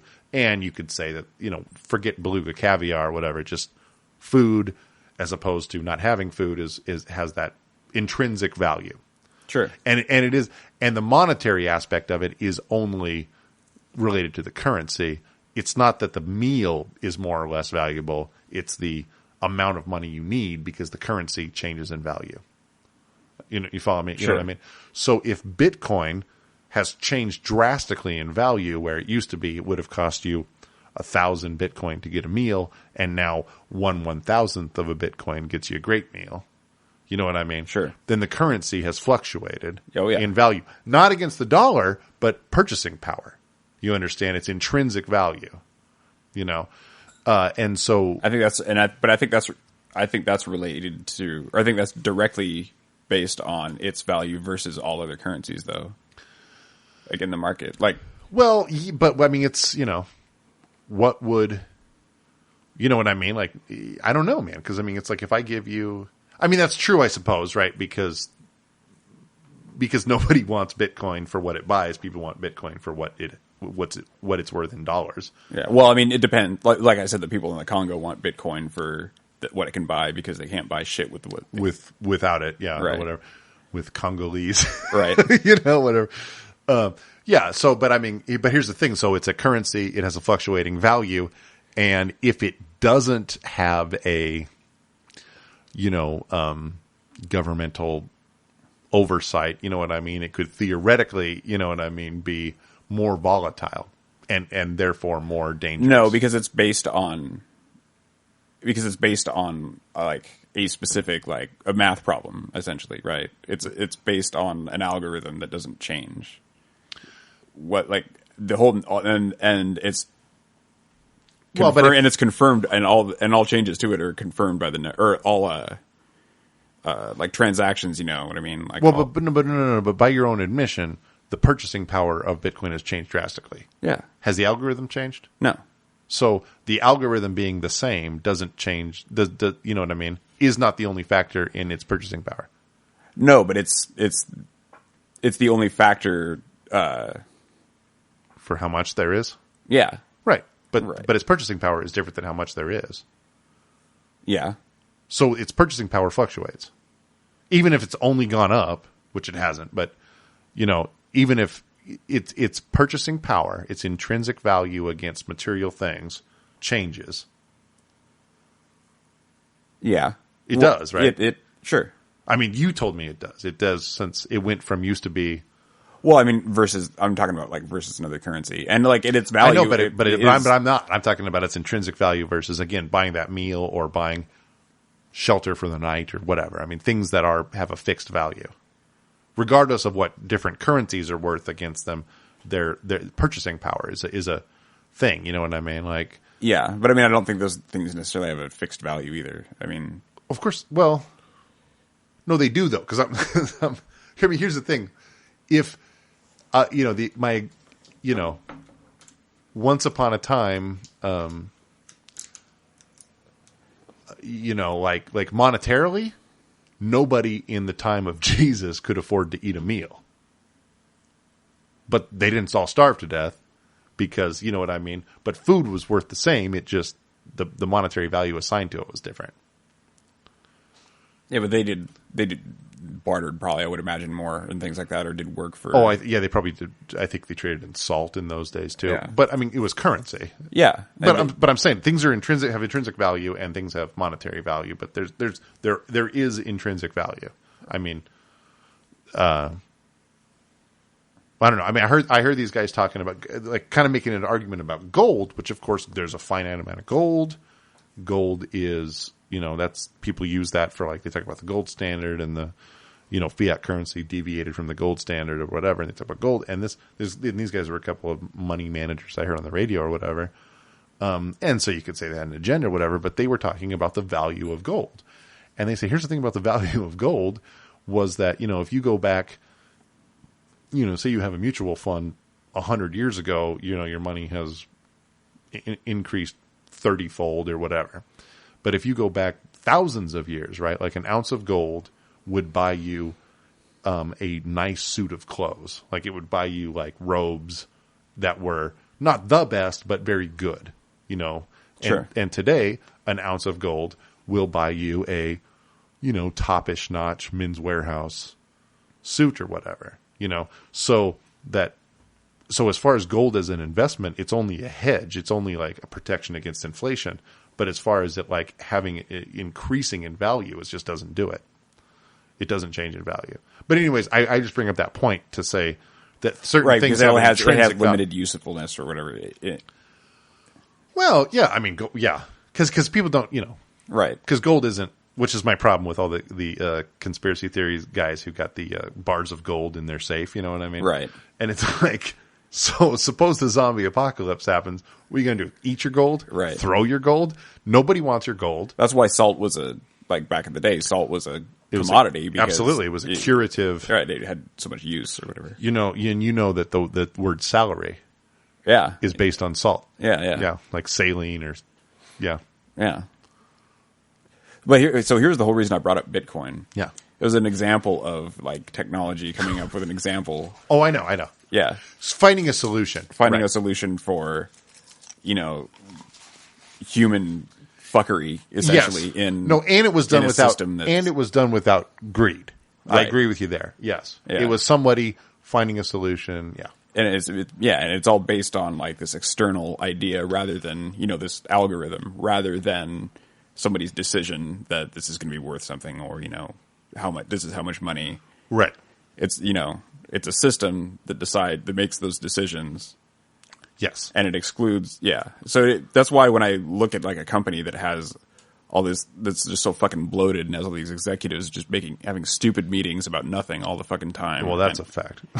And just fucking, just soaking up all these resources and fucking. Yes. It just seems to me like there could be a way to like consolidate all that energy, and all those decisions and all those things that need to be done into like some other kind of like, you know what I mean? Like some kind of system where like people vote on some of the decisions and like, yes, and then there's some other kind of technology that comes into play. And I got to pee really bad. All right. Where do I do that at? There's a toilet right there. If you. Sorry about the Holocaust shower there and whatnot. Yeah. Yep. How was that pee? Relieving, my friend. Relieving. Completely morbid, dude. I always think I learned in like 5th grade. The teacher told me, or told the class, that if you live long enough, it might have been sex ed, but he was saying basically that the urinary process is just flawed, and if you live long enough, you'll get prostate cancer. Yeah. Like if you didn't die of anything, if you were like immortal, except for prostate cancer, you'd get prostate cancer after, 150 years or something. Like it's just bound to happen. That fucking sucks. I know. I don't know if it was true. I mean, yeah. But I mean, plenty of people do die of it, It's a pretty common one, yeah. Yeah. Well, and it's, I don't know. And then just like kidneys and all that, it's, human beings are just elaborate earthworms with 2 main openings. You know what I mean? And it goes in one side and out the other side. Yep. And everything else is just kind of icing on top. I was talking about how I was saying to some on my podcast about how you know, you don't stop and think about it very often because it's so fucking morbid, but both you and I are of the age where we have physically stopped the growing process and we're decaying. Or, I feel that for sure. Yeah, no, we're just on our way out. You know, it's kind of a long, slow decline. Not long enough and slow enough, you know, and eventually we'll be like, shit. And if we're lucky, we'll die before we rot in a nursing home. Yeah. Man, that is morbid. I know, but it's every so often you go, oh, shit. There's that. There's that. You know, I don't know. Is that what my shower reminded you of? Look in there and he just looks. Man. I was in your shower and, you know, a lot of people keep a book, dude, on the thing, but it was Anne Frank's diary. That's how shitty it is in there.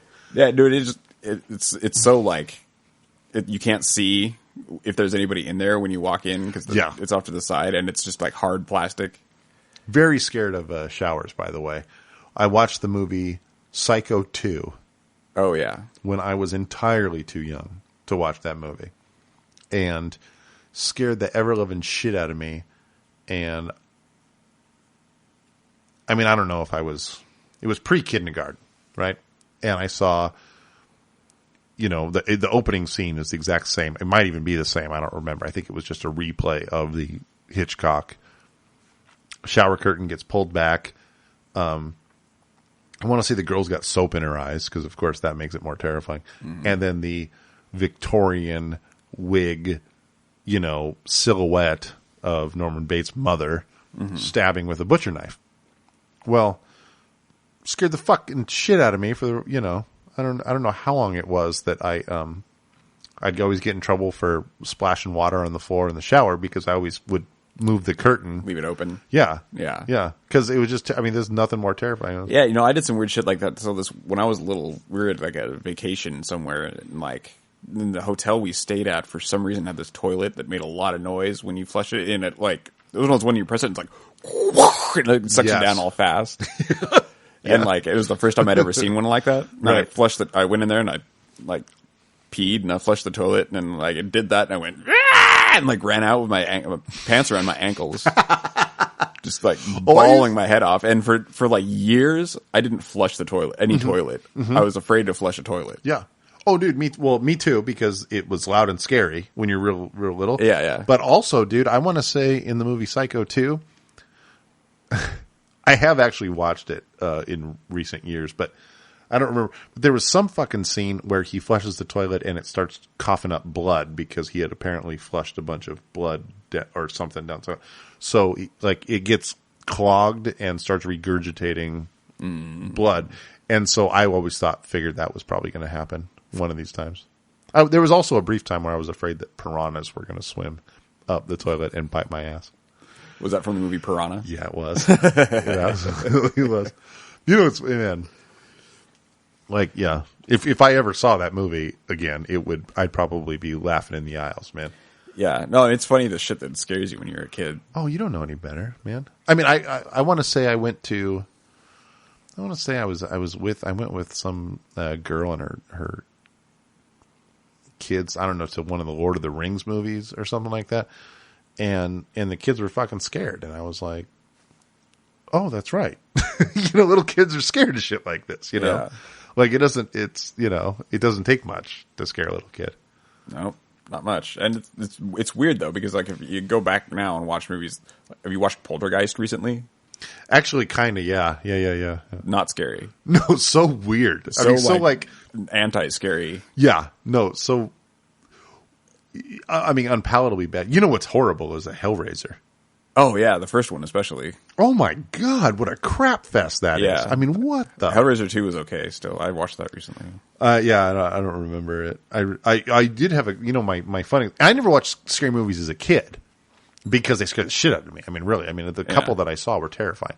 So watching them now, I went on a kick with my brother and sister-in-law, where we watched the entire run of Friday the 13th movies. Hilarious, dude. Oh, yeah, I bet. Fucking awesome, man. I mean, especially when you watch them like one night after another. Tits and stabbing. Dude, the greatest tits. Like my joke. Well, is not probably fit for your podcast. But it was just, I was joking about how the trade-off might be worth it. You know, you got a summer camp, getting drunk, getting high, fucking hot bitches, no black people, and then fucking, but at the end you get fucking killed. Might be fair trade. I don't know. Oh, man. Inappropriate. How dare you? No. Yeah, that's not scary. Friday the 13th. Oh, dude. Well, and what's really funny about that is how he dies at the end of every movie and then is revived at the beginning of all these horrible sequels. Like there was one, I don't know why. The one of the movies, they like were digging up his grave for some reason, and a big metal pole fell into him. Oh, right. And it was struck by lightning, and that like kick-started his heart or whatever. And then he got up and went back on a killing spree, man. I remember Child's Play. I remember those movies having... Oh, I remember being scared of that. Ridiculous reasons for bringing the kid back or bringing the doll back. The Simpsons Treehouse of Horrors thing, like one of the early ones. There was I remember. The parody of that with Krusty. It was Krusty the Clown. Oh, with the doll, yeah. He goes, "My name's Krusty, and I'm going to kill you," you know, like that. And in the end, they just found a switch on his back that was on evil, and they just switched it to good. And that solved it. Like, oops. Which is funny. He came out of the factory with the evil setting on. Yeah, he forgot to turn the evil setting off. Oh, man.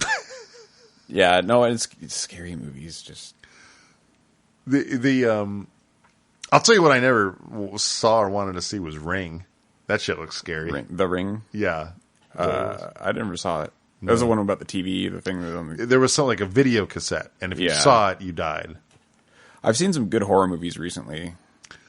I don't like horror movies. I mean, I don't like being scared, man. I think that there's something wrong with the person that does like being scared. No, there's nothing wrong with that. No, I think so. Why? What do you think? I don't know. Like, it's not. Well, I'll tell you why. We're biological things, like I said. We're just earthworms with two openings, right? And so we have all these drives, and that we put lots of fancy names on. But at the end, what I mean. We've got the reproduction, sex instinct, and we've got the hunger and the fight or flight and all that kind of shit, right? But so horror movies play on your instinctual, biological, you are genetically programmed to protect yourself from danger, right? And so if something jumps out from you, you spring the other direction, you jump, you move, or you freeze. That's what I always do. Like you freeze, and I don't know why I'm freezing, but my biology is saying play dead, don't attract the predator, the saber-toothed tiger, whatever. You know what I mean? Mm-hmm. So horror movies trigger those biological reactions that are, you're artificially stimulating those. Yeah. Not that I'm opposed to art. I mean, I jack off and stuff, but I mean, for me, it's not a comfortable feeling. I don't like being scared. Well, I mean, I prefer to feel safe. I don't think it's about feeling comfortable. I think it's about, and it's not even necessarily about feeling scared. It's about like seeing something, it's about seeing something scary and coming out in the end okay, because there's like sort of an adrenaline rush, No, it is. I agree. When you came, you experienced something scary, and then afterwards it was okay. You're like, whoa, okay, that was okay, woo. And then all of a sudden you feel good because it's, Oh, really? It makes sense. I never thought about it like that. Yeah, well, because I'm just always so off put by that. Yeah, like once in a great while, doesn't have anything. Like someone will fucking hide around the corner, and I walk in the room, and they boo, whatever, and I jump, right? I'm startled, sure, and it's like I hate that feeling. It's you kind of laugh maybe because you're uncomfortable afterwards, but I wish it wouldn't have happened. Oh, well, maybe you wouldn't have been a hunter in the hunter-gatherer society. No, my God, maybe you would have been a nut gatherer. I would have been a nut gatherer, nut gobbler. These nuts, right? No. You know what I would have been is a fucking, I would have been a conniving, sniveling son of a bitch who said like, "Oh, I'm just gonna hang out with the women." One of them asked me for some help here, and then I'd be in there and I'd be talking shit about all the guys who are out hunting, like, and those guys are, I mean, I like Schnorg. Don't get me wrong, but That guy, man. I mean, you notice he never comes back with any of the mammoth tusks? What's up with that guy? You know, is something wrong with him? I don't know. But anyways. Well, maybe that's it. Maybe maybe the people that like to get scared, or those people that, right, as it were, would have been drawn to a more, sort of dangerous part of civilization or whatever. Right. Yeah. Maybe. But I mean, it's that. Here's the thing: you're not supposed to like it. Like, spiders are creepy to just about everybody. You can overcome it, I think, but if you authentically enjoy the company of spiders, you know what I mean? Then you get your wires crossed. Like, because biologically, we're scared of spiders. You see 8 legs; they represent poison and danger and ill health, and they are they're ugly to us.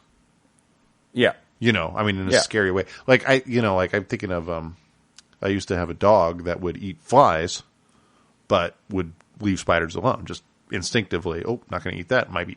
Presumably, they said might be poisonous. But I don't know.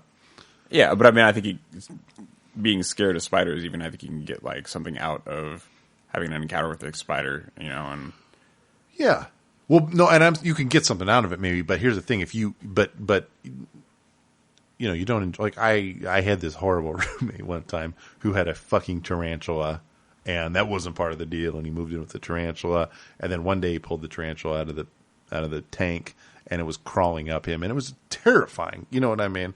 Like, and he was, and he was getting off on the idea that we were really scared and grossed out by this thing, and he was a tool, but. You know what I mean? The idea that I just really feel this bond with, you know what I mean? Or whatever. I mean, none of that is logical. That's actually none of that was true. Yeah. Of course not. And so that's what I'm saying. But if somebody really did have this thing where they just love tarantulas, then they would have a broken brain.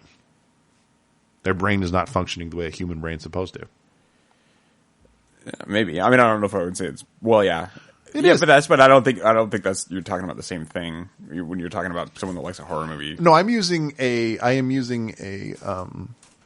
exaggeration for the purpose of illustrating the point. I think when a horror movie it's so universal.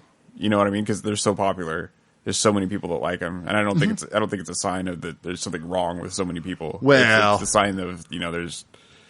It's a sign that it's stimulating something in people that, right. They're designed to be stimulated for. Yeah. But I mean, it's not, I'm not making a value judgment. You know what I mean? And it's also kind of that thing where it's like a science fiction kind of element where it's like, things that are fantastical and yes. like.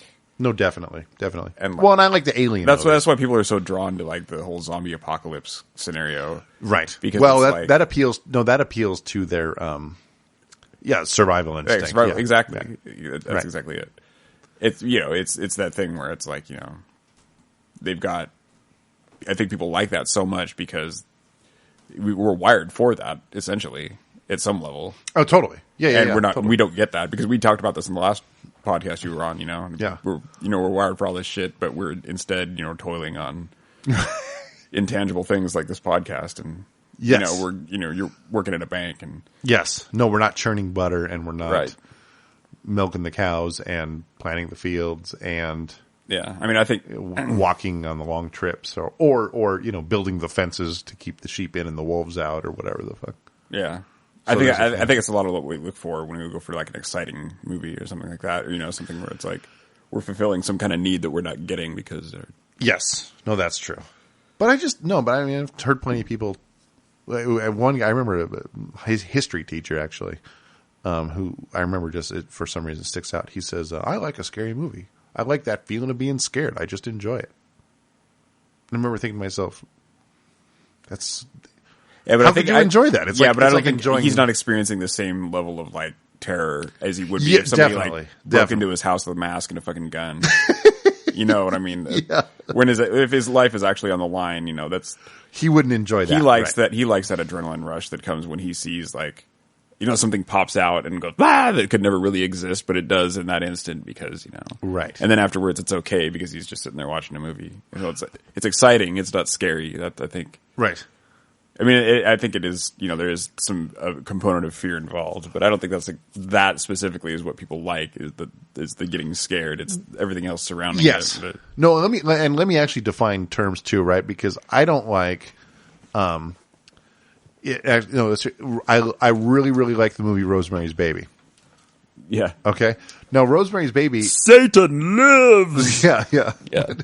But Rosemary's Baby, there's not a single Jack in the Box, pop out and scare you in the whole fucking movie. Right. It's just eerie and creepy. Now that is fun for me. I like that. However, it could virtually never find it. It's always, you look into the mirror, there's nothing there. Then you look around, there's nothing there. And you look back in the mirror, and there's someone behind you. Fucking A, And then they play the fucking music that you have no choice but to jump out of your seat. And my heart goes boom, boom, boom, boom. And it's like, fuck, that's uncomfortable, man. I like a creepy, scary, walking down into the dark dungeon or something. You know what I mean? Like, you don't like going on roller coasters either, do you? You know what? I do, but the tame ones. Yeah. No, I do, but not. Yeah. But no, that's a completely astute observation. Yeah, because I like that a lot too. You know, I'm not. I don't know why I'm like trying to defend horror movies so much. I mean, I like horror movies. They were great when I was a kid. I liked them. But. Yeah. No, well, and I also am attacking them, so it makes sense. Yeah. But Adrenaline, man. It's funny. Like I don't know.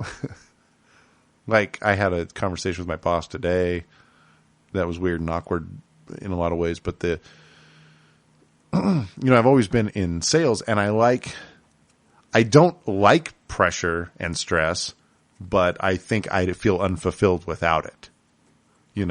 So it's a fucked up thing because having some struggle to get over is important, I think. Well, yeah, but I'm not talking. It's like I don't think I'm talking about normal levels of, because there's plenty of like jobs you do where it's like, oh, this is hard. Roll up my sleeves and do this hard work and get it done, and then I feel accomplished. But this is like, oh fuck, it's not going to work. Fuck, just freaking out, and it's like I hate that feeling. But I think that I know that I bring it on myself. I know I put myself in situations where I experience it. And I also experience it in a more intense way than other people. And I think it's by choice. And I don't like that, but I don't know. I don't know what to do. Help me, doctor. What do I am I really just, because a part of me says, well, if I had just a regular job where I went, I'd be bored with it. But I think, no, I don't think so. I don't know. I don't think so, man. I don't need to be hyper stimulated at work. I mean, I've briefly worked on assembly lines and literally, put, screws into plastic containers and shit, but, and I couldn't do that. I mean, that's inhuman to my sense, but, on the contrary, man, I don't know. Like, I think if I had a gig where I could just like in banking, like just help, hey, my debit card's not working. Oh, here, let me take care of that for you. And get paid a livable wage. You'd be okay with that? Yeah, fuck. My manager today was saying, Geoff, sometimes you're going to get those, difficult customers that are going to be insulting and da, da, da. And I said, no, that's not the problem. That's not what I'm complaining about. I've been involved in negotiations on more than one occasion where physical violence was threatened. You know what I mean? Like, I'm not afraid of these, like, well-to-do folks being a little insulting. I give a shit about that. What frustrates me about my gig now is that I'm powerless to control or change the things they're complaining to me about. Like, I don't have any authority, and I don't feel very supported by my operations team. But anyways, tangent. That's kind of the problem that I have with my current job. I get paid okay for doing, like, I get paid okay for knowing basically how to do something that someone that knows how to do should get paid a lot more doing somewhere else. Sure. But like the level of actual like responsibility that we have is low enough that like it kind of caters to someone that's like not all that ambitious, that just kind of wants to sit there. You know what I mean? And which on my side of the fence, your lawn looks super green. Yeah, it's boring as fuck though. That's what I've got. You know what I mean? It's just like I've had this job for a long time and I appreciate it. And in that sense, as a job, as an employment, as a job, meaning like a job that you have to have because, you know, you have to have a Gotta job. pay bills, right? You know, it's not bad at all. It's great. No. Well, fuck. And I know you've done landscaping before, you know. And I liked it. I liked that a lot. In a sense, I'm sure. I'm sure you did. But then it's got to be nice to not be out in the rain and not be sweating and stuff. Although maybe it isn't because you're never out there. Yeah, no, I mean, not in the rain. If it was like somewhere like Southern California, I would love to be a landscaper because then it's just nice all the time. And then you exercise while you work, and right, you know. And it sounds corny, but when the car biz, man, you sit in a chair and then you go walk around outside. Really perfect, man. I mean, and also delivering pizzas. Right. You're indoors and then you're outdoors. You're not like, you know, my pal Matt the plumber working in the when it's raining out, he doesn't stay home. He goes to work and does shitty fucking works in, you know, sometimes knee deep in water or whatever, you know, or so he tells me. But, you know, like, you know, he is not allowed to come inside. There's no inside to go to. And, like the job I have now, I'm kind of stuck, less so in my current role, but it's like I'm stuck at the desk inside. There's no function of my job that requires me to go outside. Right. And I don't know. I'm that guy. I like to pace around and shit, you know. Yeah. Yeah, I do too. But the problem with having a job that's like just super easy to do and just coast is that, well, at least for me, like what I'm doing is like I'm looking at the prospect, not even the prospect, like the dream, I guess, of being able to like perform on stage and tour, you know, right? Like eventually being good enough at stand up to be able to make money doing it, and that's harder than what I'm doing now. Oh, of course. I mean, that's travel, and that's, you know, yeah, you know, actually, and certainly less stability and or money for a long time. Yeah, for sure. But I mean that lifestyle is way more appealing to me, you know, and increasingly more so the more I think about it. Did you hear Eddie Izzard's bit about stand up, where he talks about how it's not something that you just kind of fall into? You have to set out to do it. Yeah. Does that ring a bell? Yeah, it does ring a bell. He's talking about it's like kind of like being a beekeeper. Because, like, nobody just fucks around and ends up being a beekeeper. Like, you have to, like, seek that job. Yeah. And he goes, I want or get passed bees. on. Yeah, I saw it. Yeah. Right.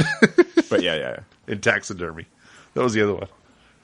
Goes, that has to be your lifelong ambition. I want to put sand into animals. I want to put an entire beach of sand into a mouse. I just want to stuff animals with sand. Yeah. I wonder if that's like, I don't know. I wonder what kind of difference that represents in people. So why don't you do stand up? I thought about it, you know. I mean, I think I'm a funny guy, but well, I'm just lazy, you know. I really have thought about it. I've even kind of written down a joke or two. Yeah, that's why I asked, because like I say funny shit frequently, in my opinion.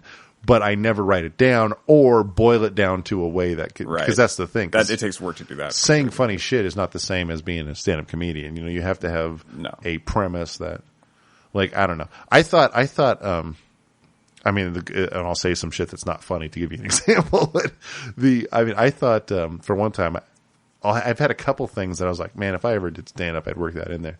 And one of them I thought of, was that, everyone knows G.I. Joe's enemy was Cobra, right? And Cobra was described in the cartoon as a ruthless terrorist organization determined to take over the world.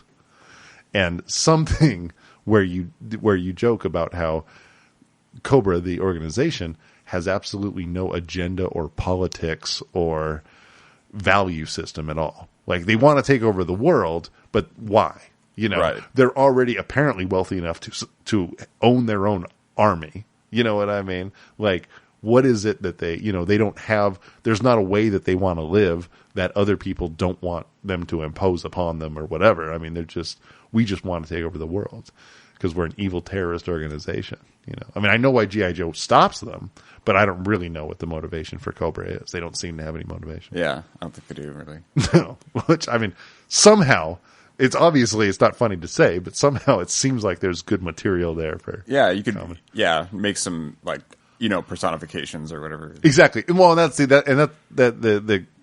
the one of the tricks of comedy or stand-up comedy seems to be you may do the observational thing and then you do the hyperbole version of it, like, man, I got a phone bill the other day and that was a lot of money.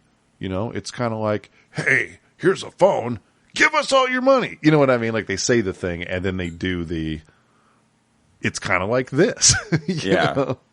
So to me, it seems like finding that stuff, finding the ways to say that is just getting up on stage and figuring out, like saying shit and figuring out what makes people laugh and what doesn't. True.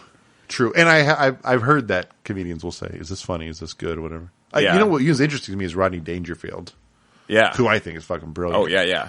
But Rodney Dangerfield, man, you see that guy, he's got a few really kind of lame jokes, you know what I mean? Plenty of them in his act. But he spits them out so fast, it seems so, it's so, you forget that people don't talk that way. He makes it sound like it's just, hey, I'm a funny guy, Yeah. But what he does is a very, very worked out, practiced routine. Now, he might switch the order up from, time to time. In fact, I know he does. But he gets those things off clean, doesn't stumble the vast majority of the time, even though he sounds like a dopey, but what he's doing is, he could almost be reading Shakespeare with how concise he's being when he spits them out. And they're just good old school jokes, which I think is the hardest thing. Chris Rock, fucking hilarious, but after 6 comedy specials, you figured out his formula. And his formula is, people today don't be taking care of their kids. People don't take care of their kids. People don't take care of their kids. And then the joke. Right. Why don't they take care of their kids? You know what I mean? It's like he says it 15 times, walking back and forth across stage. And then, you know what I mean? Or I take care of my kids. I take care of my kids. I take care of my kids. You're supposed to take care of your kids. It's a good joke, but it's that formula again and again and again. And it doesn't suck, don't get me wrong. Right. But there's a certain thing where you like decode it and then it's like, oh, it loses its luster somehow. A little bit, yeah. A little bit, I'd still watch new Chris Rock special. I would too. And he's obviously a fucking really funny guy. Although the last one or two, the one thing, he can't be political. He should, when he gets political. Yeah, in general, I think comics should probably stay away from that. Yeah, I do too, actually. Tread very lightly. Especially when, oh my goodness, you know who's bad? And I'm, I have a lot of kind of conservative values, but, oh God, who's the English dude on the Daily Show? You know what I'm talking? Chris Oliver, or John Oliver, I mean. John Oliver, right. Hilarious on the Daily Show. Oh, right? yeah. I fucking, on Netflix, I dialed up his comedy special. There were no jokes. It was like, can you believe how evil the Republicans are? Right. And how bad, you know what I mean? Like, and it's like, and I'm not, I'm a conservative. I don't think of myself as a Republican. I'm no fan of George Bush, whatever. But it's like, no, that's just incredibly divisive, Yeah. Like, and again, it's not funny. It's not, it wouldn't be funny, you know what I mean? I wouldn't think it was funny if it was the other way around. You know what I mean? Like, if it's like, Bill Clinton was a prostitute or what, you know what I mean? Like, what a man of low moral character, It's like, no, you're just insulting a public figure and not in a funny way. And the accusation thing, like Craig, you know what I mean?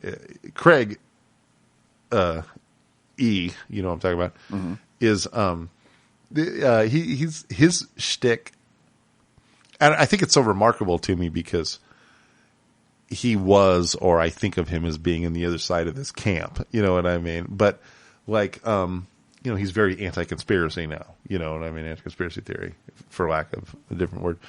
But he raises the very good point that like if when you accuse, when you say 9/11 was an inside job, you are accusing specific people of treasonous war crimes. Yeah. You know what I mean? Like it's, and people like an obvious example is like Jesse Ventura or something. You know what I mean? They want to kind of want to throw out these like, you know, vague allegations, and it's like, man, that's not cool. You know, you're accusing someone is not, nobody. No, there was no fucking secret agenda behind that. But furthermore, you're accusing someone of mass murder. Yeah. When you say that. And well, so, I mean, the thing about that is that, I mean, I'm not saying that 9/11 was an inside job, or that I think it could have been. I think it probably wasn't, for very obvious reasons. But, like, yeah. But the thing about that is that, like, somebody did murder those people. You know what I mean? Absolutely. So, I mean, a murder happened. Absolutely. And so, like, whether misguided or not, like accusing somebody of doing it, whether the evidence, you know, quote unquote, that you're using is valid or not, I mean, right. is. Well, no, but I mean, like Ted Bundy killed a lot of people. Right. You know what I mean? Like, and there was no doubt. There was no doubt that there was lots of victims. Right. And you could have theoretically, you know what I mean? But if I went around saying it was actually AndrewX who did it. Yeah, no, you'd be wrong. I'd be wrong. And I wouldn't just be factually incorrect. I would be guilty of an egregious misconduct. Yeah. You see what I mean? Like, there's a difference between, you know, hey, well, we have a right. You know what I mean? It's to say, hey, we have a right to know the truth. AndrewX, where were you on these dates? And right. You know what I mean? I'm going to make a video. But if I were like in charge of, say, like, if I were in charge of a security company that was in charge of overseeing the safety of the people that just happened to be Ted Bundy's murder victims, you know what I mean? Yeah, but it's then paper thin. You know? Yeah. No, but that's what I'm saying. If people went to me and, you know, it was like, was I helping Ted Bundy? You know, what right. Did you know? What didn't you know? When did you know it? You know, right. Things like that. You know, right. It's hard. It's hard to like blame people to, you know. No, but that's why it's so chicken shit. You know what I mean? That's why. I mean, and I'm not saying you can't ever question the government, right? Or anything like and that's the other part about it too, is that the government is capable of doing some fucked up shit. No, right? but some fucked up shit. Yes, you know what I mean. But the government is made up of, you know, human beings, you know, who, you know, I don't know. I mean, it's like, it's funny because the people that. Well, so, and the other thing is like things that feed the, I mean, I'm not saying it's the norm for governments to do this or whatever, but I mean, the things that they're accusing the government of doing over 9/11 have been done before. You know what I mean? Like, I don't. Gulf of Tonkin. Well, some kind of false flag operations. Right. Yeah. But not, I would probably take issue with this amount or this scale or something like that. It's right. Well, what I'm saying is like it's possible. It is possible. The propensity. I submit to you though that's it's part and parcel of the problem is that you know what I mean? You're doing the thing where, I mean, it's kind of a, and I'm using hyperbole here, but I mean, you know what I mean? Like, you wouldn't go to the funeral of someone and say, hey, you know, I've got reason to believe this guy is responsible for, you know, a rape or something like that. Right. You know what I mean? It's all true. The guy might have been responsible. You know what I mean? There might have. Right. But talking about it on the internet isn't tantamount to like going to the 9/11 victims' funerals and. Well, and I'm not saying 9/11 victims. I know. But I'm using hyperbole because the point is that there's it isn't appropriate, and the internet, by the way, is a horrible place. You know? Oh, yeah. I mean, and the trolling and some comic book guy that I follow posted some article that said internet trolls. Turns out internet trolls are horrible people. And it's like, so there was some university did some study and they found like, you know, these whatever psychopathic tendencies or some shit. You know what I mean? Oh yeah. But it's like, dude, you know, show me a YouTube video and I'll show you like a racist fucking comment or whatever. Like, it's where people go to, you know, what's the word? not masochism, but essentially evil Sadist. Sadism. Yeah. Absolutely, sadism.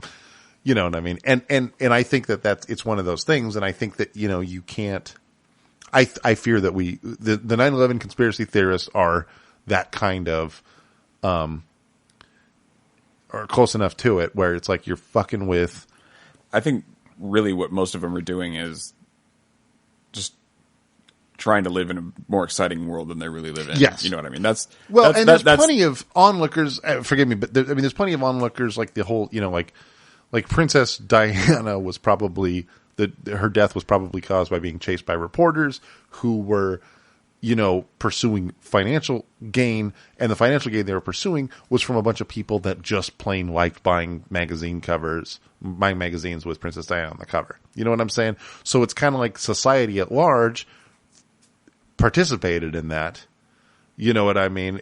Through that, and that's what it is. But like the 9/11 conspiracy is like a mob. There's this mob mentality, and when you have 1 million people who say, "Well, it might have been an inside job," you know what I mean? Or right. So what? Yeah, but what I'm saying is that it's.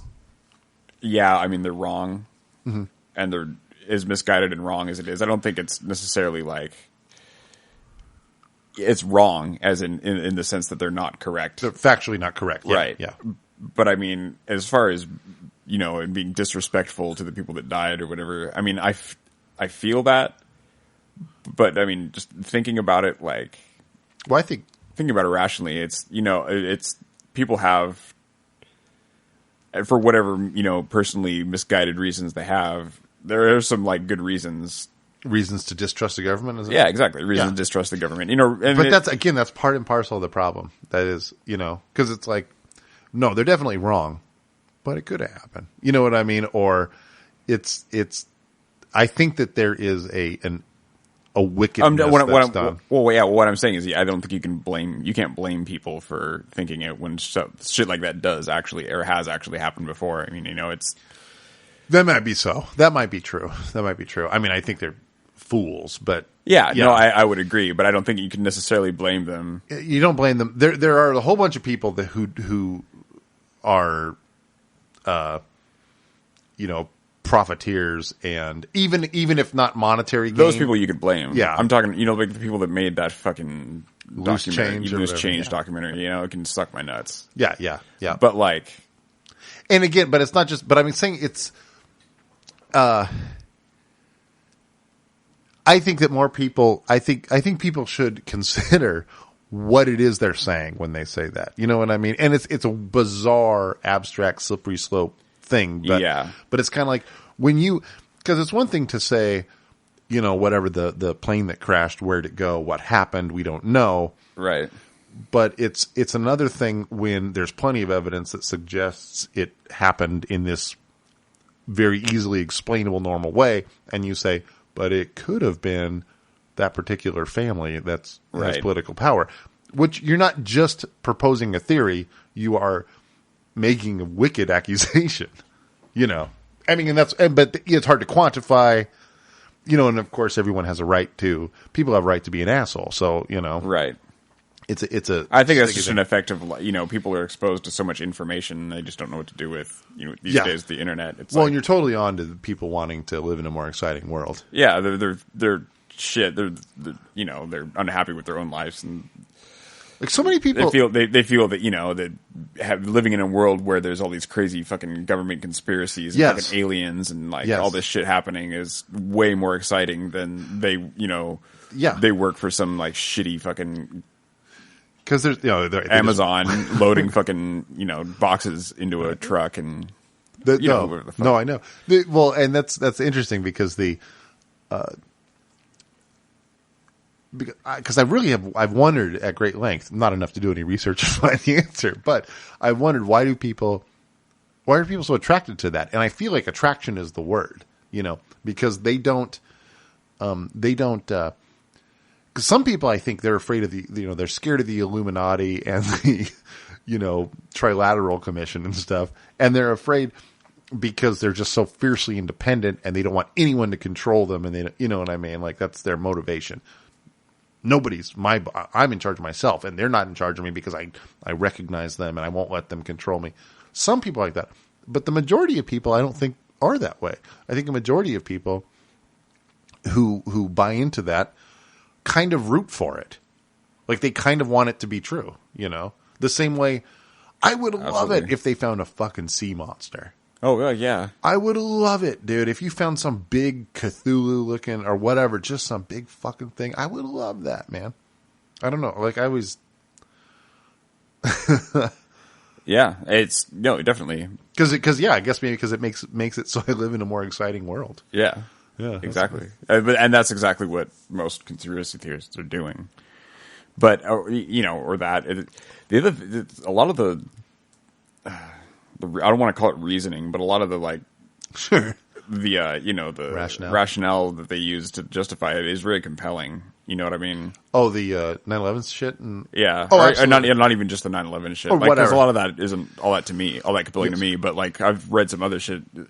And another thing that I don't necessarily believe happened, or that I don't believe in, like the moon landing being faked. Right. No. Yeah. That's definitely horseshit. But I mean, you could watch somebody that makes a very good case for it. And you watch them like present their shit, and it's like, holy shit. I know. You know, like what the fuck? Right. And then you will start questioning it, and then I've been there. Well, yeah. I'm embarrassed to admit there was one time when I was like, oh shit. What was that? The documentary on the Fox. You know what I'm talking about on TV? That was the first time I saw it when I was like... I saw a documentary I got from Stadium Video back in the day. And no shit, I was like, oh shit. I thought that this company that released this video had figured it out. And I remember I got Dave Brick in on it. And I go, dude, you got to check this out. And I showed it to him, and he goes, no, I don't think so. I don't buy it, you know. Yeah. Like, but didn't you... And then he made me think, and I was like, oh shit, yeah. And interestingly enough, like... You know, ever since then, I have, I've seen plenty of evidence that makes me believe that we absolutely did go to the moon. Oh yeah, we totally did. Not least of which is that we totally could have. You know what I mean? Yes, we have the capability for sure. Right. Well, and the other, I mean, one of the things, supposedly you can look through a telescope and see.